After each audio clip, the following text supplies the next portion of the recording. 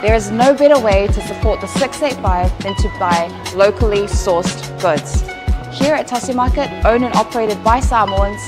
for the Pacific.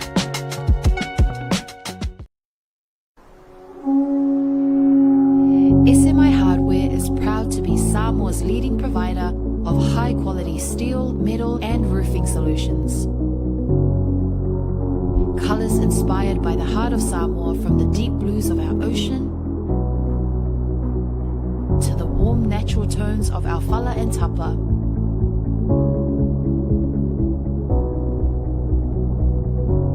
To the vibrant greens of our island plants. With over 12 colours to choose from, you can find the perfect look to complement your home, business or community project. Built to handle the sun, salt and storms with strength you can rely on for years. For durability and for style, SMI Hardware is your number one choice.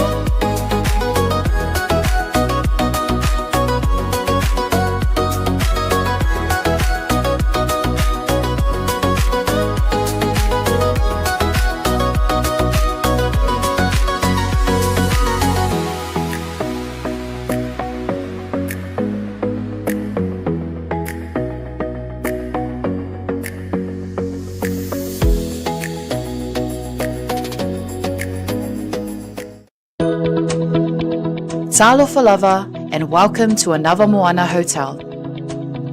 Located in the heart of the Vaitele industrial area in Apia, Anava Moana Hotel is a place where comfort, connection and genuine Samoan hospitality come together. Whether you are visiting for work, spending time with family or traveling independently, we are here to make you feel welcome and at home.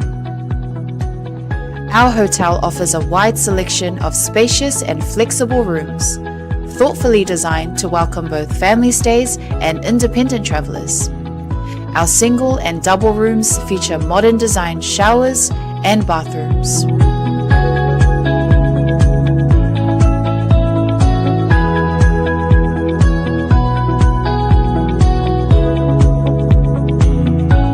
Our family rooms are generously sized and thoughtfully set up to accommodate families of all needs, offering a relaxed and welcoming space where parents and children can rest, connect, and enjoy quality time together after a full day. Designed with both comfort and practicality in mind, these rooms are ideal for longer stays and family visits. Anava Moana Hotel also offers well-appointed conference and function rooms that are ideal for meetings, workshops, family gatherings, and special events such as birthdays or weddings. Whatever the occasion, our spaces are prepared with care to support connection, productivity, and celebration. With restaurants and food spots conveniently located nearby, you'll be surrounded by great dining options and warm hospitality throughout your entire stay. Book your stay with us today and receive a special discount when you mention Hana, Asiata or Martin upon check-in. Visit our website www.anavamoana.com. Streaming your favorite show.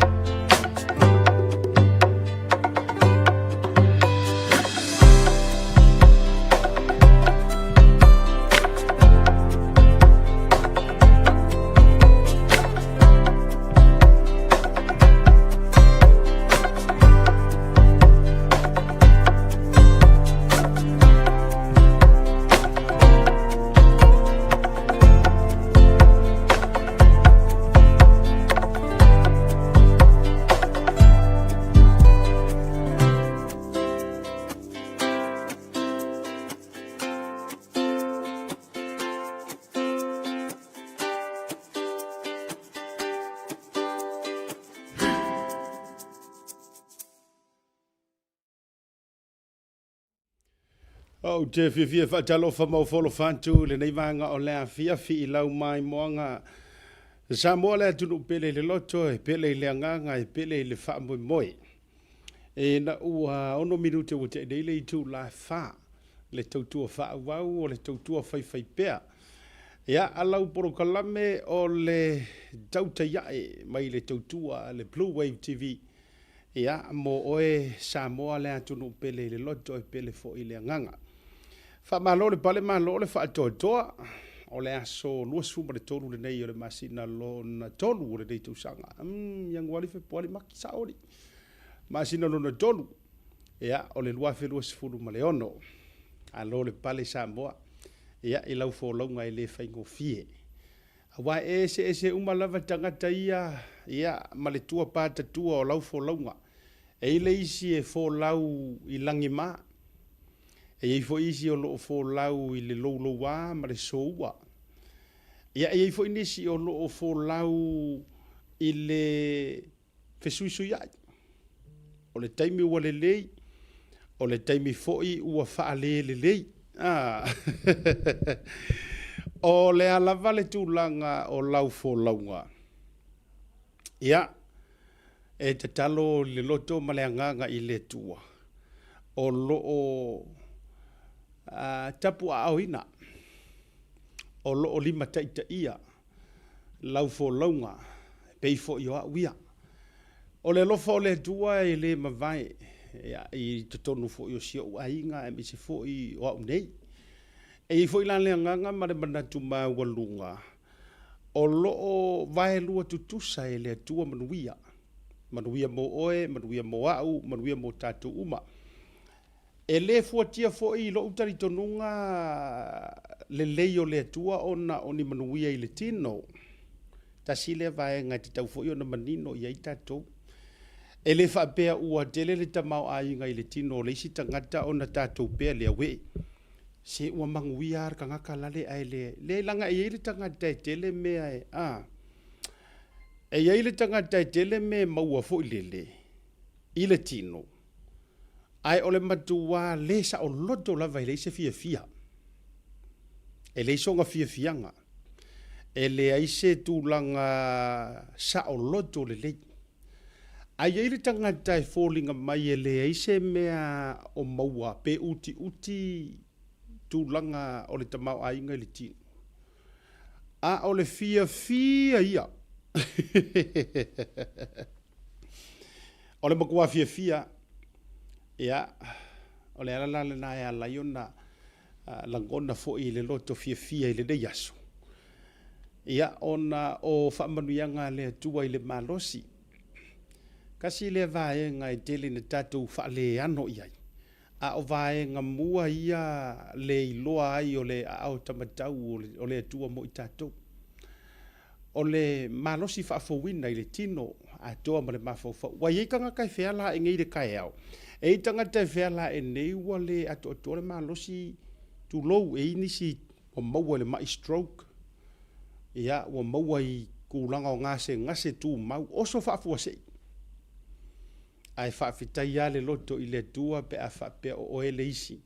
Na e malei fua mai i whanunga le lei. I le malosi whaafowina. Ala le na e fia le loto i le tua i mea uma. O le whaatalo whalea ma le whaamalo. O sa ma whai ngā pa ia ma malu o le tātou matunu. Ia nunu atu whaatino tu sala. Ia se kausau ia ka le to check if the volume is okay so far. We'll have Carl have a look into the volume. There's some people o le esa e sauno mai fo le volume. So okay, Carl will have a look into it. Our producer today, all the way from the beautiful island of the Philippines. Yeah, la na faima. Ya ua le ai roka ko producer Samoa. Ya lo inga lo wa mata maita to producer Filipino. Ya le fu kama ya lo wa ke ko vai me wo so ma ka Filipino ko lo nang pala da. Mane sa billing mo. I'm pretty sure afa pe fo la fa le tonu lo volume. Yeah, maybe it's your phone. Maybe it's your phone, it's your device, whichever devices that you're using. Yeah, to refresh walu nge yaso nga olo swipe. Tau fai ma fa tau fai ma fo ile fa give a break ke phone ila do refresh for ile time. Yeah, I fa tell. Yeah, le utoe fa seki. Ole fa talo fala mo tato. Ma lore so ifu manuia ma le langi mama. Ya e se foi. Ole tawata. Tiu te favor. Fa talo fa feo yo le tala le lei. Ya e se foi lo tau fatu ai ga tausi. E le fa ingofie. Au te afe lo fa fe nga e mo lo taloto. Ole wingo fa metalanga le nga e le fa ingofie la tau pitola au. E a mili de karango ale se fe au. E mili lo ke vai la ke le yo kanga kai fia ia. Ai ma ai lo ma aki de sa ngor fe au le mai ngor upole tu ngai vai lo le o ingai e te vai pi ai fili tangata po le atonu lona ave o ina. Ai fa te ya tu fio yo le tala le lei fa tai ia i le tau pitola au le lau ngaina o fionga le tua. Ta lo fale na mo tatu malava mai lava I maunga te tele se ia o I se au pito I titi o lo mai mo mai lungo le tatu purgalame.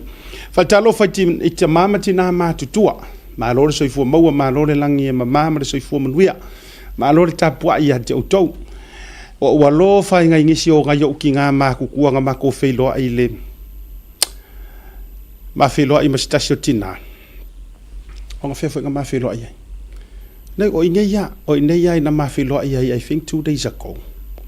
Oh yes, ole matou lufurutasi. Se umo kango su e kwa lufurukasi. Fa mole a fa fonga mai to fine ya fa lupenga. Se esen mangia kamanga ngai lu te fa tali o lufurutasi ole afine. So nisa matou fa fe ngai mal lufurutasi le aso tona ina te nei.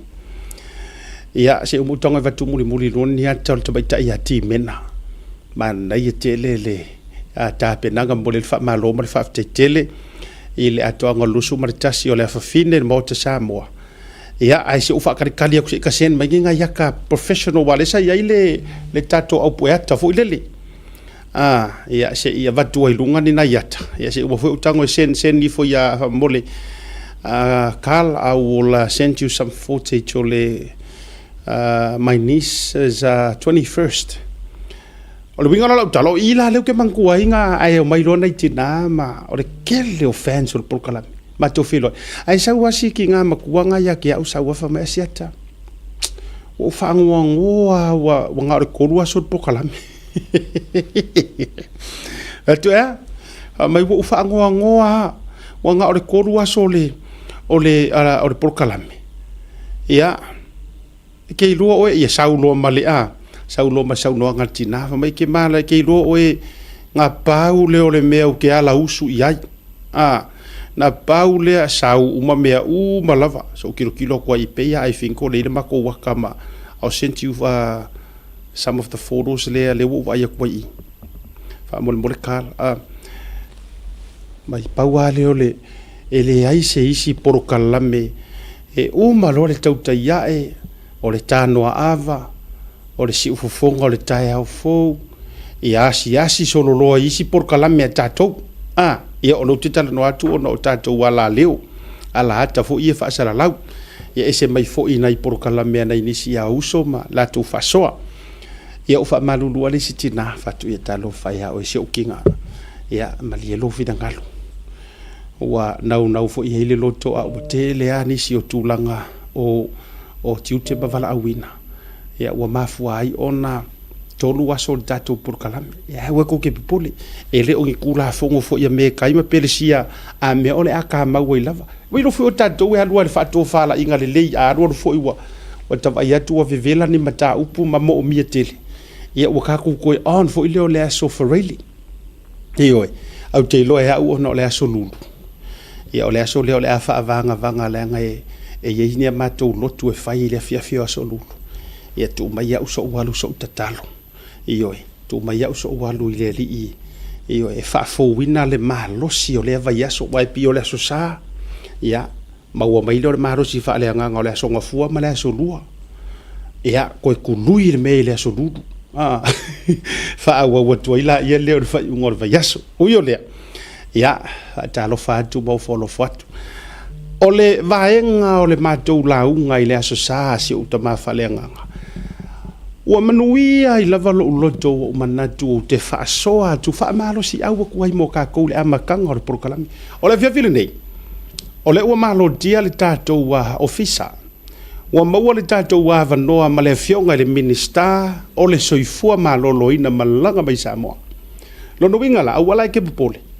O le matua mana ia ma le vevela o tātou whaatalitele noanga i le whiawhile nei. Ia, ai, o la ufasoa. E whaalau tele atua i o le matua o le launga si o mātou ta mawhaleanganga po le sunga whawhenga i ngai awaita whata.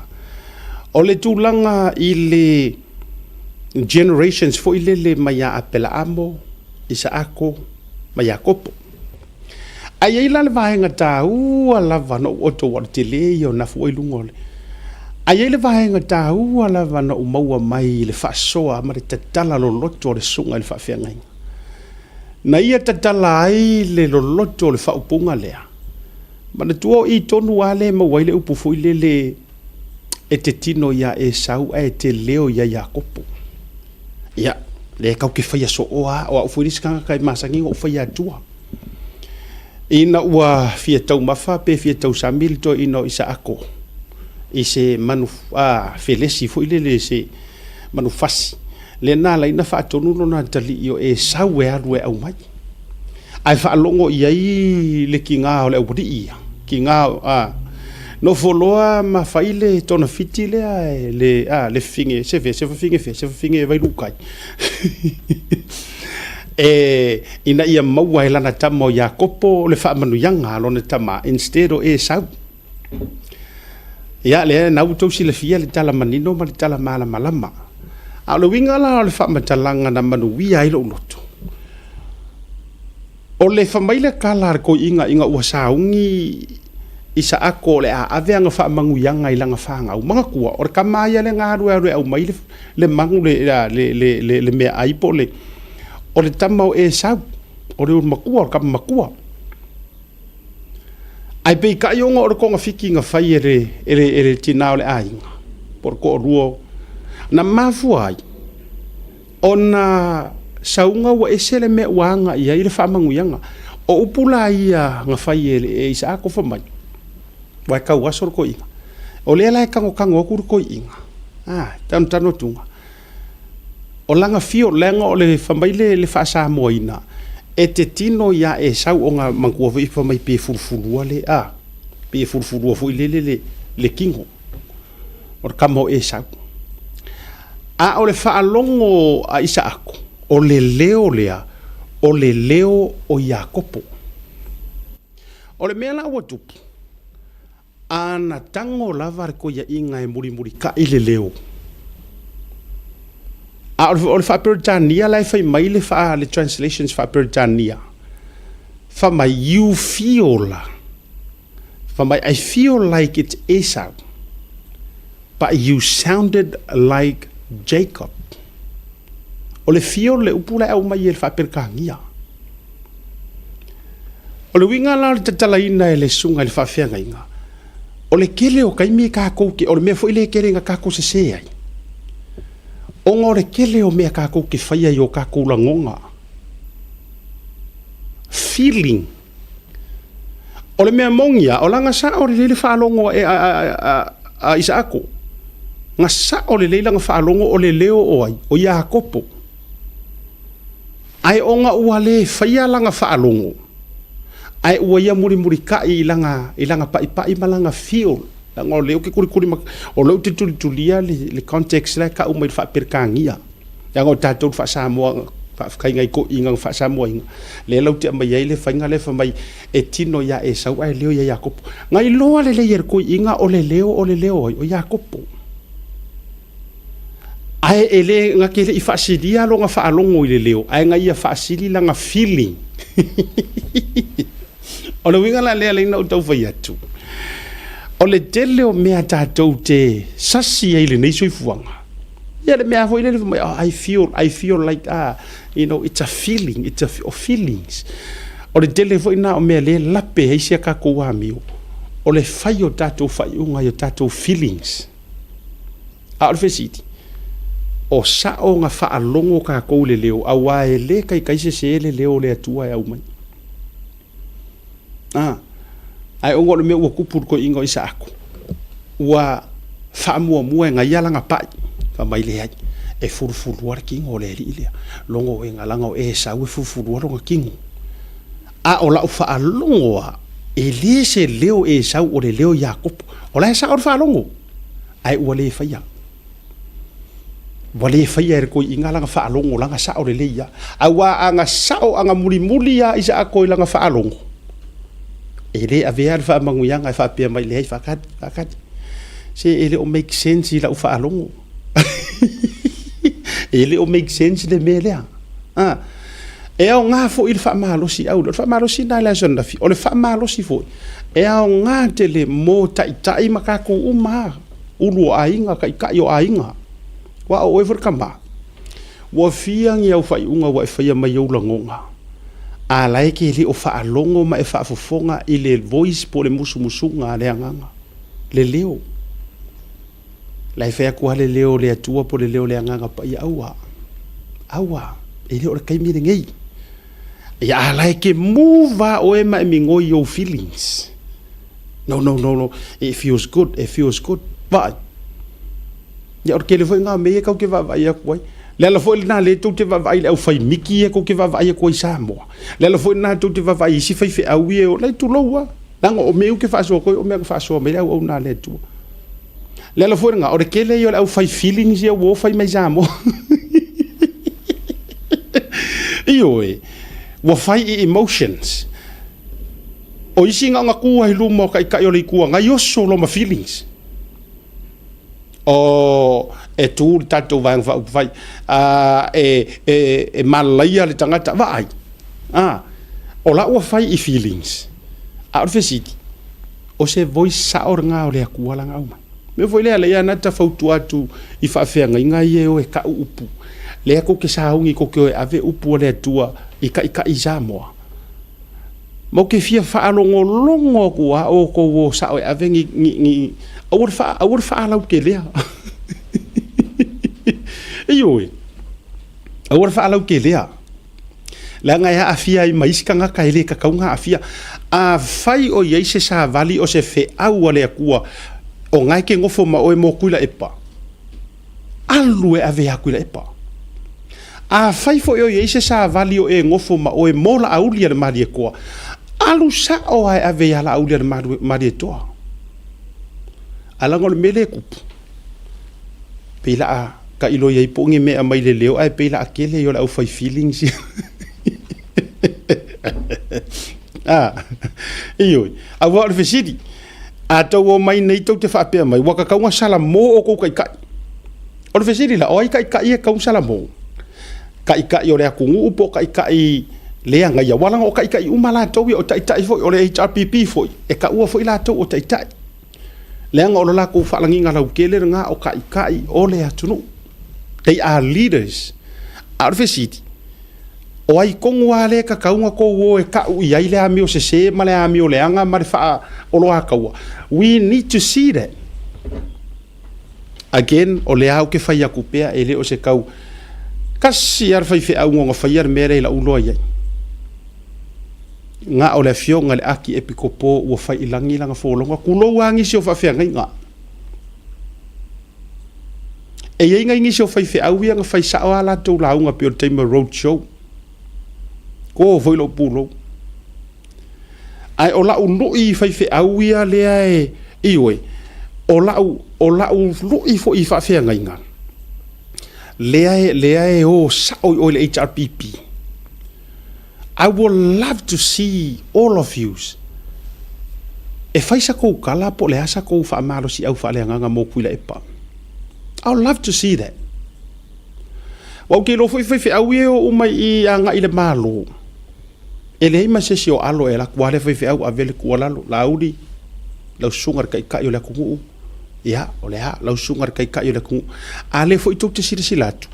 O la fo ia e fai e la auri le mele fau kua kuai. Pane tua fo i le na atu si fai au mo kai o e kale sia fai ia i waka ua. Kau sit fi le mu. Ia, le ngau vai fai ngaroku. Fai ngaroku fo i le nga umaro le palo ka fai loa. Le fai ngaro te le na fai. Na matua tutulu ale fionga le lipa le mia makalo sanga mai loa. Ia kuila epa ma fia me ma e waku loa e folau fa akasi. Le winga la ina ta fai atu fa apea. O ma fua na ta fai atu. Ono le ta ua i o le la unga i le aso na fiar mato fai fe au. Ngai lunga o le mato page. O le kele o kaimi kau ke le karia inga le leo. Ai kako ke o mo yo kako langonga. Kasi le me ua ke le me se ma le me fufuru. O lo tatou minoi o tatou langona. Apenga umai zako. Vai vai langa kala. E kingo ya e sau. Ai leo ya Yakopo. O langa i loa le ka maloa. E se le leo lea. E leo le leo e sau o le leo Yakopo. Au e sau le manga e fa manguia langa o e sau le ngaru fasi mele mangu.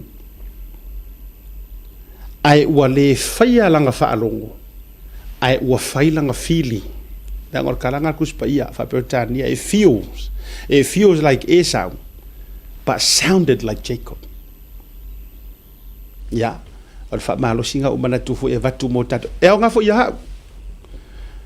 E nga fo ia kia o risi fo ikaimi e tate mai tawina po le me o saka fai unga o fai ongi me fai mai yoka langonga. E po le me fai mai yoka i lau fa alongo i le leo. Ke lo e si fatula utala le nei. Au tato ye la matanga po kalam. O le kele ia o le kele ia o mea fo ile to sisila ai kau kele ia ese mai lai le tala na la utou lo le mea na tupu ia Jacob o le au ngā tupu langa po le generation sa Jacob o le kamba vo generation be a shortcut o le generation mo le generation apela amo sacrifice sau le generation longa lua o le generation ai isa aku kamanga koe manga kua fasingo manga koe manga kua le heritage koe manga kua le leile fasingo manga langa fu yor nga isa aku sa fa yor kamaleanga ke kango eli ia vai eli wells ke lo ina o fai tau mo o ile nga isa aku sa fa asa ako la kario aplamo o ngaruenga kele lava e kangor kamalia e eli me o vai eli wells a umanginga eli kamalo isa ako ia vai eli e o aku ia isi kangaka fao e manga o claim mo la ko o le mea isa ako e fai e ave mala ko wa heru ko eli ke vai le aru e se isa ako e pele vai le la ai sa ngai sa ui kuspai e au te lofo o sa valinga le nei soifuanga e va nge mai sila ia o le fatu tu ile tu sa mo o tasinga eli la auli le mali toa o le vailia o le vainga eli la auli le mali toa ai alu le wale o akure si au vaenga manga o claim esa ia o aku le akingu ba le ula mua ia nga aku manga o lo ki claiming o la ua o lo mala akingu kulo hey ele kere o manga o this is the true story wo aku claim lango le melenga mafuenga var fo nga valia wa ngau po hi honga saul fa makalanga le ki o ia nga amaka saul fa makalanga olo o ia nga amaka la ku mafia me fo mai an le ia le vai a o le world kelo o me o mai ko kupu it's all biblical reference e ki nga inga isa ako ka eli vai eli inga ia feingo wai ma feo la isa la edu ai wa ku isi claim ngai ku spaya o ku claim ai kiro la o ele fi nga ia isa aku o ma you can have it ya la wa ko eli se vai eli ai nga ngaru ese ma isa aku pe vai la le nga fo ele o la to ele o la ku ele o le vai eli. This is one of the greatest thing it is not the world, it's the person. o le favor o le akua le kangaka le kango le la foi le o te fai atu ai ale o sau mea a fai le o sau fa manguyanga au ke fai a fai le o oeanga don't touch it au foi ke halu e claim le anga le o le ala le menga kupu o ifo ngai claim fa mai o la ko e anga le fast wangi me imayala aulia me okay. You can have your fast government. I will still hold on to my fast. But I'm going to change the land. Ole atik maat. Philosophy uma fa pea fia me. Tulo no kiro fa ko ke ilo se bitterness. Ai le ko avaku ai ranga ole uma nga ya warang nga le nga ole tu le mo ka ngol pokalam. Nga yai le ma fa ole va nga ya fia me. She will have all the big guns. O le awa ku uma mingi ska ia. O le awa ku uma kama kuai o le pale o le kapingeka. O aku uma ia ngaia. Ai vai kako. Ele imo o mia e la auli olo. Ele imo o mia Wayne. Ele imo o mia kafiko. Ele imo o mia ma le awari ia ngawa. Ele imo o mia. Pa wale mea nga mo o mia e la auli. O se isi ele fou. Se i koe eli i runga le isi vai. Because o ia nga avaku wai le whaasingo manga. Oh my good boy. O le whakahawar nga. O le ala fo ile naya laina ta whai atu. Pe whai la o ke whakua ue o ngai pokalame. Tau siri sila oko. O wai atu ile si au wali i whai pokalame. No, ele o tatou wale. O wai atu. Wow, mai le wari ia wa pia o si kaili ara kau kai ai. Wo mai malako valo anga. Wo mai male sua fa ole aku. I o fe o fa ia. Kaulangi ole a Sofia ku lo kai la au le mali to. O maranga wa kolo ia fa mai ole a Sofia, o maranga wa kolo fa mai ole a so lo se fulu, o mala so lo se fulu. Ale ka ko vai ku. Wa fa ma vai me wore fia fai por kalame. Fa mai la o fai fa ola fa le anga. Really? Awa re kopi. Awa ke try for e ke faya me alis kanga. No, nga mafua le race a fe lo ko faya. Nga fa ku la ye le tu fo le ngai por kalame in such a time. E mori o le style la asiata. Ewe. E o vi asia ka fo le kanga ya fu ke you wona e ke fi we copy le style le. E suta pola ya because nga design ya wele aku le style le. Eva pe o ia ma e fai pe o me ia nga design ai a fai o lau design o fai me mari fai me mari pe o ia. Ai ele ia se me ala ka wo fai fu fa pe ngar so fu ngana nei. Danga wo to ma de ai le me ese mai. O le mea nga kupus ko ingo isa ako apela amo or kangaka sacrifice o langa generation o le generation or kangaka osi kaulanga fiku whakawhai kaulanga ia nga whai er kaimio apela amo vai uma saulo nga kari o isa ako nga ia manga kua inga le whaasingo manga ai o mai roa i le kama o Jacopo Jacob shortcut loa i e Jacob le mea tau te sila fia lai wha umako i lau wha soa wha lea nga le amtangat pukalam. Nga koe pei lava e Jacob le price. O lea le price. Lea nga fo i nga ia maua marififi le mu manguia e le o ia kaunga maua. Nga ia maua marififi le mu. O i kongu wale karangoa mairikus pa ia. Nga sila fia le leia re kamalea. Angore po a koa. O ivi mare angelu. Nga makua i fiu le a ngelu e aru ese.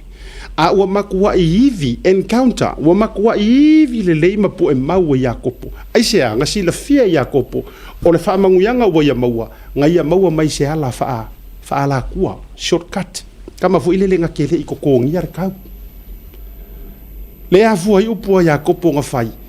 E le ma fai o nga oku ua oe. Se i longa e ke wha mangu ia mai. Vai, ala ua umanga wha mangu ia longa kamau isa ako. Ai nga sila fia lele e Jacopo. E ngao i le wha mangu ia nga avaku. Le anga ua ai i le mea nga ke le inga rua inga. E ke kangoa oe fika e oe po oe le wha kakau iai. Ai kukusa mo tato uma. le la nga maua ha le vango ya kopo le angeru wa fiu le angeru fo mai le ku so wa fo mai le ai o ke le ku ua oe se I longa ke fa mangu ia mai ai ke lo la oe pa le angeru ia ya kopo ai fai kau ia pa pi o le vai ngai ele fa longa ko ingo ya kopo e o inga u malonga longa o langa malonga soifuang ngai ia ile fai longa nga pi o le vai e ku le vai ngai ka o merkus pa ia o le turning point le nga ai inga ua alu e fia fai ko o lua nga laku manga o rikenge la ikiki ai fai i erika maha ole o eriko inga ai aru fai i erika maha ole o rikenge la ikiki o Lea ma Rachel fai i ai le ai o kula fongo mako e ke le aru kenge la ikiki se ilonga ke aru mo kenge makua fiku kausanga o pei o safa ngofo mar kenge makua fako a uma fako a ko e kulia ile o resifia ma e fa fe kaila ia Jacob e uinga shortcut mai longa ki nga fa mangu yanga ia Jacob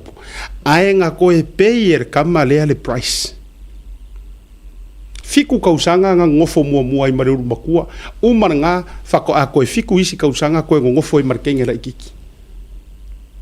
o mga fai ka filinga male angetu kaya ilo ele angetu seku ai male vai or kamo Jakopo suia lo inga malonga ingoa sui lo malonga ingoa ole a ele koe Jacob ai ole a ingoa ia Israel ole a ingoa ia Israel kupunga mai a oi ku ainga sumalu salai ole fata wale na ole au kua ngafior makua launga mana tu faso hatu le ala na ya laina le ai maso umalu lue sa mo malau fa fonga maua ele ai lava maso umalu lue pe o ke luangia ele fasingo manga le tua wa ave le fionga le pale mia le fionga lau le mali toa yes ele ai lava e o ke le muri kai foi o ngaka ale to te si le fia o si mako fai pule o se uso foi a ke usak pai ke e o ia valasi ai o pinge nga or kala le o ke fai akua o te le muri pe or kavingi muri vo ilele o nga o ka inga le ai se ivanga nga o le e ke muri ka inga I'm telling you ko kiki foi e faki ai a e muri malo maukingo o le susunga ile la aulia le mali toa o ia o le nga filifilia ele o filifilia o le fa a menge le ai e nga lue mai le nganga o le tua e sa ili mai ingi kai mai pe ya o afionga le tua e sa ili mai ile kapua ile nganga mal fa maungi e fa pe ngare sa ili mai o le akua le nga e fa vai sa mo ile tua o ai se tua e fia sa u se i se kai nga o fa vevesi a kalangoa mai e ika e sai o ke ngia kangaka la laura kaka la laur pepelo o angia nga ya fio e nga lue mai ia ko inga kai fa pea la na e to fesili e lo loto mo ma vofo ai se a ele ai ngi kangaka fa le nganga e o ia ka usa o ia kuila epa inga e malo ia wa ave esea ele akua le malo ma oi we need to hear those no ele o se va pe fa so ele anga kuila epa a wa fa ka unga ele anga ki a polo ko inga vai ka wai mai me ele se veves ai wangi o ka ko alo fanga fa mai le anga o upu le tua a Yesu ke le isau e vakur file mo so e vakur peru ele fa ku sa nga me e se lo fa veves ese mea ese ya na vatu fa pena ya la fo ilalia ya fa tai fo ilo utama fa le nga fa tai tele sunga fa fenga pasta wita winga la fa matalanga ia e tele au na le tua tutu fatasi e fionga le tua oa e uma le lei ona au mai e le whawhianga ia le taiala ma vaenga uma ia e te tau ona muri ta ia fo ia besi for fa tau tengo nei por kalami io ela fo ile nai le ma faina so na si se ta ile so na si ia lava se ia o fo i vaenga ile ato fo ia se ta mar fa por kalami e for kai me kau la ve ai ro ka ma fo ngai kala le anga ka kai fai mai ia me fai me ala ka ke pupula io ele foi ngofia wala nga ese foi te sa fa ile no fo le te no foto o ele foi ngofia ia ai to afi mali e ale loto malenga ia ona o tulanga o le mafuta me o le anga o le do mele o fa maro si nga mo ka ko ia a dato wor malolonga a foi mai fa filo ile sunga ia le atua godfather po fese me sa ye ngi wiki wo u fi we vidi io todo aso o fiu su ka iro su e Mr. Falai ale wa vai nga re kare le mele unge vai fo dinga me ise me fa le tonu tanto won marolonga foi mai ka ko ori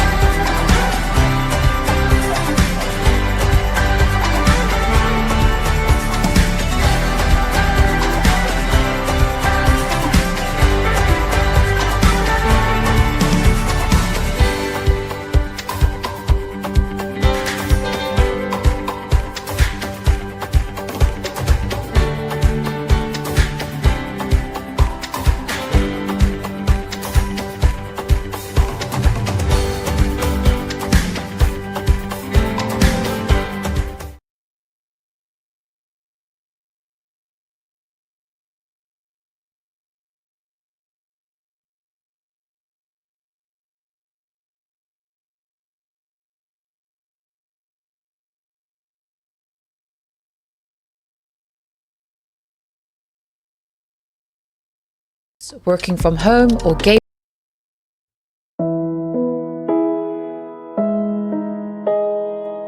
O le Oz Pacific Funerals na whaawai le tasi le afe iwa se lau i wha Sydney. Wha mawina o le lua i au unanga o le whale maliwa sa mua mal Pasifika o whaawai i Australia. O lea ma u mia sa o loto e tama whanau lawa sa mua. Ua silia ma le tolu sultau sanga o lana tautua wha mama avenga mo tātou tangata. Ua tele langa waa il whaafuaina o lau unanga ma ua matua fo ile i loa le tautua. Mātou te mawhai lawa o na mātou malanga atu i maota malawa e so se taimi e whaatala noa ina mta upu uma i ta pena i ailwhai ngā malanga mo le ua wala au i aile atua. E ave e sea aile atua tu vale mane le mautonu a inga whaanoa noa e le a whaina po le hale taimi. E tā ua i mātou o tātou tūmanga no ua malu ma o lana anawa tau ave lava lea. Dignity of traditions is our service. E tau tua le lua sulfai tu la ili fitu a solva yaso, mātou te ngā lulua e tu samfina ngalo mana onga o a inga, a leo so mātou manao. Mo le fia malamalama a tili o na sila mwhai tau malamalama le ili mātou tu lau whamtalanga le website www.ozpacificfunerals.com.au po le telefongi le tutongia, tasi tolu se lau, valu ono, fitu o, le national, o lua fitu lua, fitu wha walu tolu. O le mātou telefoni fia viai, o whaari mo o, tolu tasi wha, iwa lua. Ma fesili mo rata maitai pule, na omi ma sina mua. Mana tua nei le tau tua le Oz Pacific Funerals Australia, lo whale maliwe le mo moe, ai tau tua ina oe le alofa ma le wha ma avenga.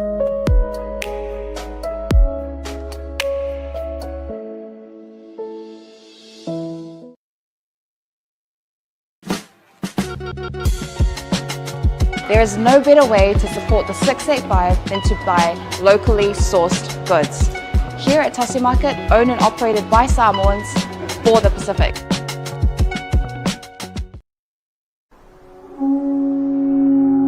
SMI Hardware is proud to be Samoa's leading provider of high-quality steel, metal and roofing solutions. Colours inspired by the heart of Samoa, from the deep blues of our ocean to the warm natural tones of our Fala and Tapa.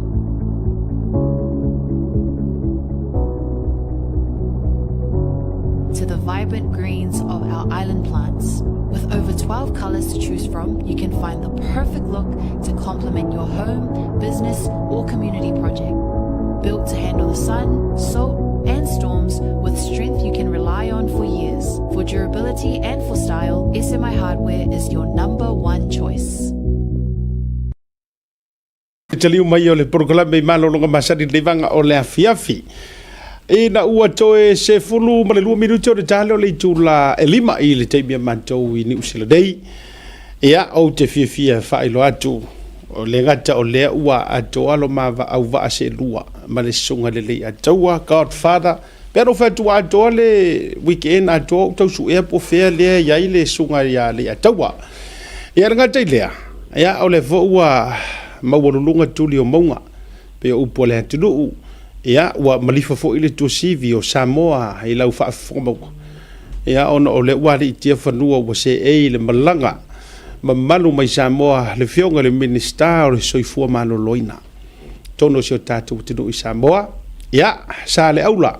tasi o pule matua i le usonga ia fionga ia va au lo polunga le tatu proklame ia o whakara fo mo le ia taua ia te oe le uso matua tu lo o fesa e mo ai o isa e ia ile nei ia weekend o fo vidi o edi o que fenga lo se weekend o so fo ora kali o telefoni e o se me ka unga rue inga nga mea ia nga o fo lo telefoni bange le fionga le miskama mal for ka ko wa ofa ko fo imala off mai leo e ia ilo utau i tenga ia se wa pule ala telefoni pe yo vai nga pena wa i lo ulo ya o e talu maile nei fia tau zango ta mafuta o lau telefoni e se si wa lo kia de pin number ya fora nga ma nge fa fonga na ko wa le pin number ya era ko lo que fonga la car fa la ko su ko la car fa ai ko caminga mengo ya uyo lea se kai mi fa o mai kuarka ka maka up ai se tau fa fe lo ile fionga ile minister maranga mai Samoa ya la to ile e mo la to ile vasa le fu mai ba to mai nga taila o fionga ile minister a fio mai rungo tato por kalame mo le uru taimi le fionga ya va au ile tato ofisa ma lore so fu manuia fa tai lo fatalaga siata ia ai taina le fo ia le sunga ia le ataua le whaafonga mau fo ia Samoa ia ai taina ne fo ia le afionga ia anai ia whapea fo ila o ofisa malu whaatai le tuel ni awa noa ua tātou maua tātou te whaasoa ia wada whaafonga anga le ngatai i New Zealand nei au te roa ia te tonu lo tāpua i fo ia si o tātou watunu i Australia whapea fo ia Amerika, Hawaii, Tutuila, Amerika Samoa ia whapea fo i Samoa fatalo fatu nei tu la talo lava ia dati tau foi fatalo foi lenga le lei o le tua ia i te te mai o lo soifua la de lei la o fionga i de minister soifua maloloina ia o le o fa pale lo va fati wa au no loa i lei le tu o te roa ia ai se o tato o a mai la o fionga o a mai le matanga ruenga i tato te le yo se ifa i la umalaga mai ia me se foi ia e vai tonu na inisi o vai ngol matanga ruenga pa overall ai bese foi lo fioga male ainga o mai lo fioga minister ia o lo anga le lei lava malo fa mai le tua ma wal malo si le ngata foi tina o la inga mal fana ia fa pe foi se o ma tu malo nga monga numero tasi ia pe foi to sila tu ia le pisi le tu foi no sala uni mas tala ia le foi o no ma to le ngata e tu foi sala fai ia to tu fa foi tu moa no tele nisi o tatu ainga mai lo ma tu malo ia o lo la papa ao ia pia ia po o tatu moto foi tu moa pe ona ia ma lo fa dai on o le la wa e fea le se lauri ma se fu ka ko wa maka ia le nga ile nga tai le ele nga to o ele si sui fa vai o vanga fa ole fast ia na e mala le la vai manu lo ti ai me se fu yo fu nga le wa tali fo ile fionga par mia i se fisiri na fisiri e te oli tua ngai ma le lato foi vaenga a ele yengi ngai me fa lo uyo le ole o malamba yulunga lu sa no nga le fionga li pan mia. But so far ile la ngona i Samoa la ufionga ile minister. Fa so mai tu sa yo le nei fa munia nga back to school. ta ilo fo isisi me na tupu mo Samoa a la va ai I o tātou tangata no pe o se va venga pa o mai le langi le tali mai o la tu tal o le taimi ai e tala fiangai o no le taimi fo I le tausa I lingo nai se leni le ngata nai whanau ia o onga a le amata ino le tausanga le whaingofi peila o le taimi lea wa sa o le iai le whato whala inga fo ia la fionga le taitai o le tātua tuno le fionga le pāle mia le sunga le laule le mali toa ma ia mo moli mai ai tutono le kāpeneta ia e mese fo ia le tātou whainga malo wālanga te tauna whaise fisosoani e launga te sia ai a mata tu lava mtali pata ia se ipa ia fo isi o whanua whale a lupo mo ia whape fo ia le tātou le ala taua o le talitonu la o se tala o se tali le mana onga o nei o tātou tangata. Malo whaavitai le tūlanga la walunga wai ai o te lo fo o lea mai tau atu ma le ngā fia. Ia le whaamanuianga. O iai nisi o te tangata ese mai le opposition. Ai le leire kako wo ia I tangata. O iai nisi o ko mumui lea whaamoe ai mai se fo o atu e tala le tupe ma foi lele ma le fia I kufanga ngi kupe mai tangata o le tunu ele ai ma se tasi o fasala ese e o foi ai la tou na matua mauti noa sa HRPP ia wa matua fia la tou se fa manuanga pe no foi atu o se va venga mai o matua la tou tali sa paia ia le nei fa manuanga ona o le tu langa tala fia ngai le o le mealen sa no ai le afionga I le pale mia o le whaalaunga ta sia o manuia o le mele lei I alipata ya lei fo I whale alupo o le mele lei upolu e lei fo I savai ia mawhai o na solo mai manuia lei lunga ia mawhai o na whaalaua tele I so stangata nu o Samoa ia lena tino le ua matua tali sa paia isi o tātua tunu o nai moni le alofa mai moni whasoa Malo, whaavitai. Lea tau I se vaenga o le o ke kira maule o mangkua I wale ngo whae kule kusinga whange le kua ngai whape wa mo le se kupe wa uma kupe le kufanga le sa mas fulupe falling mai wa pe le se kupe now e le kulanga whae ke mai kawa ku por me le se kupe le bank por me o la skulanga whae a me se whae ingo ngai kupe ke kere kai me kasi wa msaro le kosumi yonga le whea I kumaro o ke kira la uia por me o le se kupe le bank e cash mai fai mal malo ia le ia tau o le tulanga na afa pe o sa no ni si le ni tupe ele o se la tu pisinisi le na la ia fai nga malo o le la tu fatu ai tau si le pe afa e o se tu fai no se tupe I tangata uma o na la mo le tupe afa I fo I la tu te loa e ese si por kala mel malo e fai o le fufu e fai ni tupe ai o atu le ni tupe ya e tari ale malo I ona ye tai mitala fe ngai lei ai o mutua tele o tupe Samoa pau o le mele o le ufa anga tau tupe o le mesiri na tawa ia ave sa o a tupe I tangata Samoa uma o lo mo miel tupe I lo le ave na o nai tangata Malo whaavitai tele lava ia o anga ia walanga ele fo wai lava sau noanga wha leitua ale to ina fo I malana vaenga o le lava o le ai ia ale ai tau te vavai atu o le ai wha solo le tūlanga o le tuftufaina o le whamunianga whaavitai o le ufa ali whina o le whionga minista la tatu woi lau whai ngā malanga mai ia tatu amata mai lau whionga le minista ia se ia mai le au nga autu o le whai ngā malanga mai I nei iau te ronei ia o afuafuanga autu o lo le lifai ai lau a whai ngā malanga o le whainga paanga le malo Australia ma le malo Samoa o le malo la Australia o lo ngalue atu ai ia le tato AMFAT Ministry of Foreign Affairs ia ma le tato malo Samoa o lo ngalue atu ai ia pito la aula le soifua malo lo ina ia whaatasi la ma le se tasi o service provider o lo o taita ia fo ini alo mani tamali Samoa o le afio anga ia whaatasi ma le services wata uala le whainga paanga o le twinning program o lona winga o le whainga paanga ale masanga e fsosoani atu ni usila e ala le watu o latu tau soifua ma latu fo mai e momoli atu i Samoa, e le ngata e momoli atu lo latou wata mai, i le poto salalau i tūlanga tau soifua maloloina. Ai whapea fo i le lava tapena ina o le loto i whale o le latou sau whainga mamalu i tūlanga tau tonga fitinga. Lea la le a mai fo i la tātou mai Samoa, e mai fo i la tātou fo mai ma tātou tau soifua. Ia ma wha au a o ia fufuanga uma, e whaia i tātou whale mai whai tu malo, lono winga. E la vea ai sa fotu i sa la whai, so atu ai la ia lea ma sa taua, le mau atu ai a sau, i whale a lupo, ma le ala taua, anga ia ne sa lenga, le iai e wha lalo, ia anga ia ne ai le i palauli, i wha tasim sat paitea, le iai sat paitea, toi fo i mai loli wha sa le anga i tātou whale mai tu tonu i sa la whai, le iai tua sivi, o whale mai umalana i lalo pol kalamele, e tau o whale mai whai tu malo, po le rural hospital,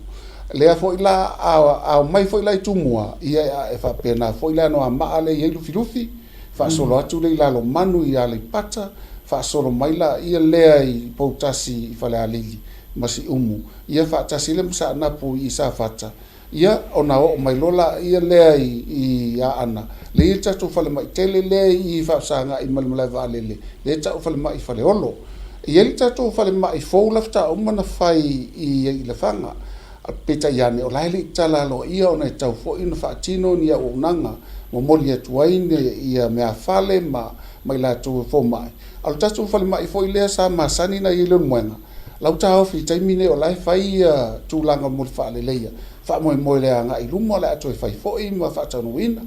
ma a fa pela nga ia tu tatu fo mai mo tau soi fo nei e watu ala to anga isa o fa le mai atu tua ele a fiam totua ona lai lava mafto tonga foi i tatu fo mai o mana o tawina fapto ia watong fitinga mo mia tatu tangata i Samoa malo faftai le wa e afer vanga le faftai fo le Samoa le no e fela i male fionga le polisilio le tatu wa self seas fo ia moi longa le totua ia matou nei Aotearoa New Zealand nei me se fo lunga o kilani le ngata le soifua maloloina pa o outreach for i tātou communities i tūlanga o atina o ainga manuia ai i le whainga pa anga le wha le masanga e eise tupe sa moe aluai mwhaina e wha so mai po se mea lofa e ono wha mama avenga tuai le tātou self-seas me se fo i nei mo Samoa ia o le tūlanga le iei wata pena umalava e New Zealand ia le whaatotonga ina i tupe le ngata mo tutongi o lātou e anga ia tutongi o lātou e o mai pasese o tūlanga i nofo ai pa wao lea i le mtanga luenga soifua malolo ina e alanga tauna lātou wa aia li leita tu fo mai tau si soifua le anga i atu i ona mana onga tupito e pei ona iei Samoa ma e le o la fomotua ta pena le meta tu mtanga luenga ina ia tali manuia ia se maua asiata ma le fape fo le sunga ia ria tawa ile tupu mo mo le fainga pang tai mo mo le tupu ai ma sina fo ia mata ma sina fo le la fio to ai ta tu fo mai ia mta tu tau soifua i Samoa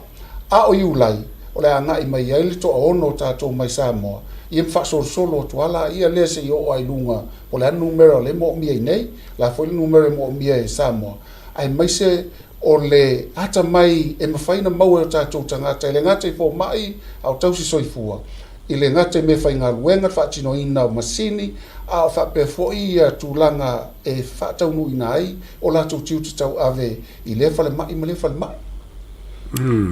ma lo whaaftai le tau le whaakokonga inga wara ke wako se kero kako whale mai fo ia le whaakokonga inga lai mengi o whala au me whapenga wai ke lenga mai ka waku e sioki ia i kako whala au ia ele o se whautor kako whinga malo o menga i kua ai mo kako whale mai fo la ia e whaakokonga koe New Zealand ma Australia ia vaenga ia kako whinga masanga lepe ia o e whaamoe uma e o i se tala i le vaenga a o le tūlanga lea ia o le mwhai o whaavanoa ina la tu fo mai ma tau soifua ia whaatasi fo i ma tau fo mai tau soifua o le fesuia inga ma le whaasoa ina o la tu ata mai ina i whaatupula ia lo la tu sila fia ele ngata i Samoa ai whapena fo ia New Zealand longo winga la la e lava ka ko fola au me papenga nga lu e fo mai nge yo aku ma ka ko fo mai samo o se tūlanga le leina ua iei le taimili nei ua matua atoa ia tātou fuafuanga ma la fo isa ili nisi au ala ina ia aua nei toe faa vai ai pe faa lai titi ai tātou fala au pai la au pe ina iei fo i le taimili tātou lai mai ai ono masina talu ai ala ua solonga le lei ale pito la au ma lo fa jai lo no winga la ufionga le minister ma faina fa pe atu o le a te lela so na fa mama avenga ia tātou inu uitua o se fa o se tulanga fu ile le kaule ko e mawar kili tu lo wa langa o le pe o tātou a le ka wale ave mo ko por ave ko si vi pe foringa me wore se fa mo e ngai ka ko fa mai inu uitua ai lo no winga o se swinga le leile nei e ono mafai wa le fa fonga mai le tino e ono mafai la ono fa pe atu o le a te le fa tu ina e mawa no e tonga fiti nga se i tu ai tatu fa mai tua o le isa ilia tu mor fa mai tele le tūlanga ia le vaainga mai tauna mua fai le vaainga sai di mua po le anga se ia ona avelo le i fo la utala fiangai afa pelo la e o atu tūlanga tūnga e alanga te tawana o mai tatu fale mai tua sivi o na ola iai vaenga feita o tonga. Afa pe foi mai tua sivi ai le au sia e tua sivi ala le i le ngata i fo mai o lo iai ia po o me whainga luenga po masini ia on fatu petope mai lo le i muto tua o lae whaile process na taimi nei a o le tūlanga silion matango fie o le ala a mau lewa noa fo mai o tu nei ma tau soifua o le a watu i tatu fale mai whai tu malo i tua lona winga o la iai wha mama venga o le afsosoani a tili ia mas watu fo ilo la tau ata mai si la fia e wha soa i tono na ia tatu fo mai tau si soifua lo iai no i tatu fale mai whai tu malo ma lo faftai lo no winga la faftai wa taule ai le le o lo fainga malanga e se fo i o le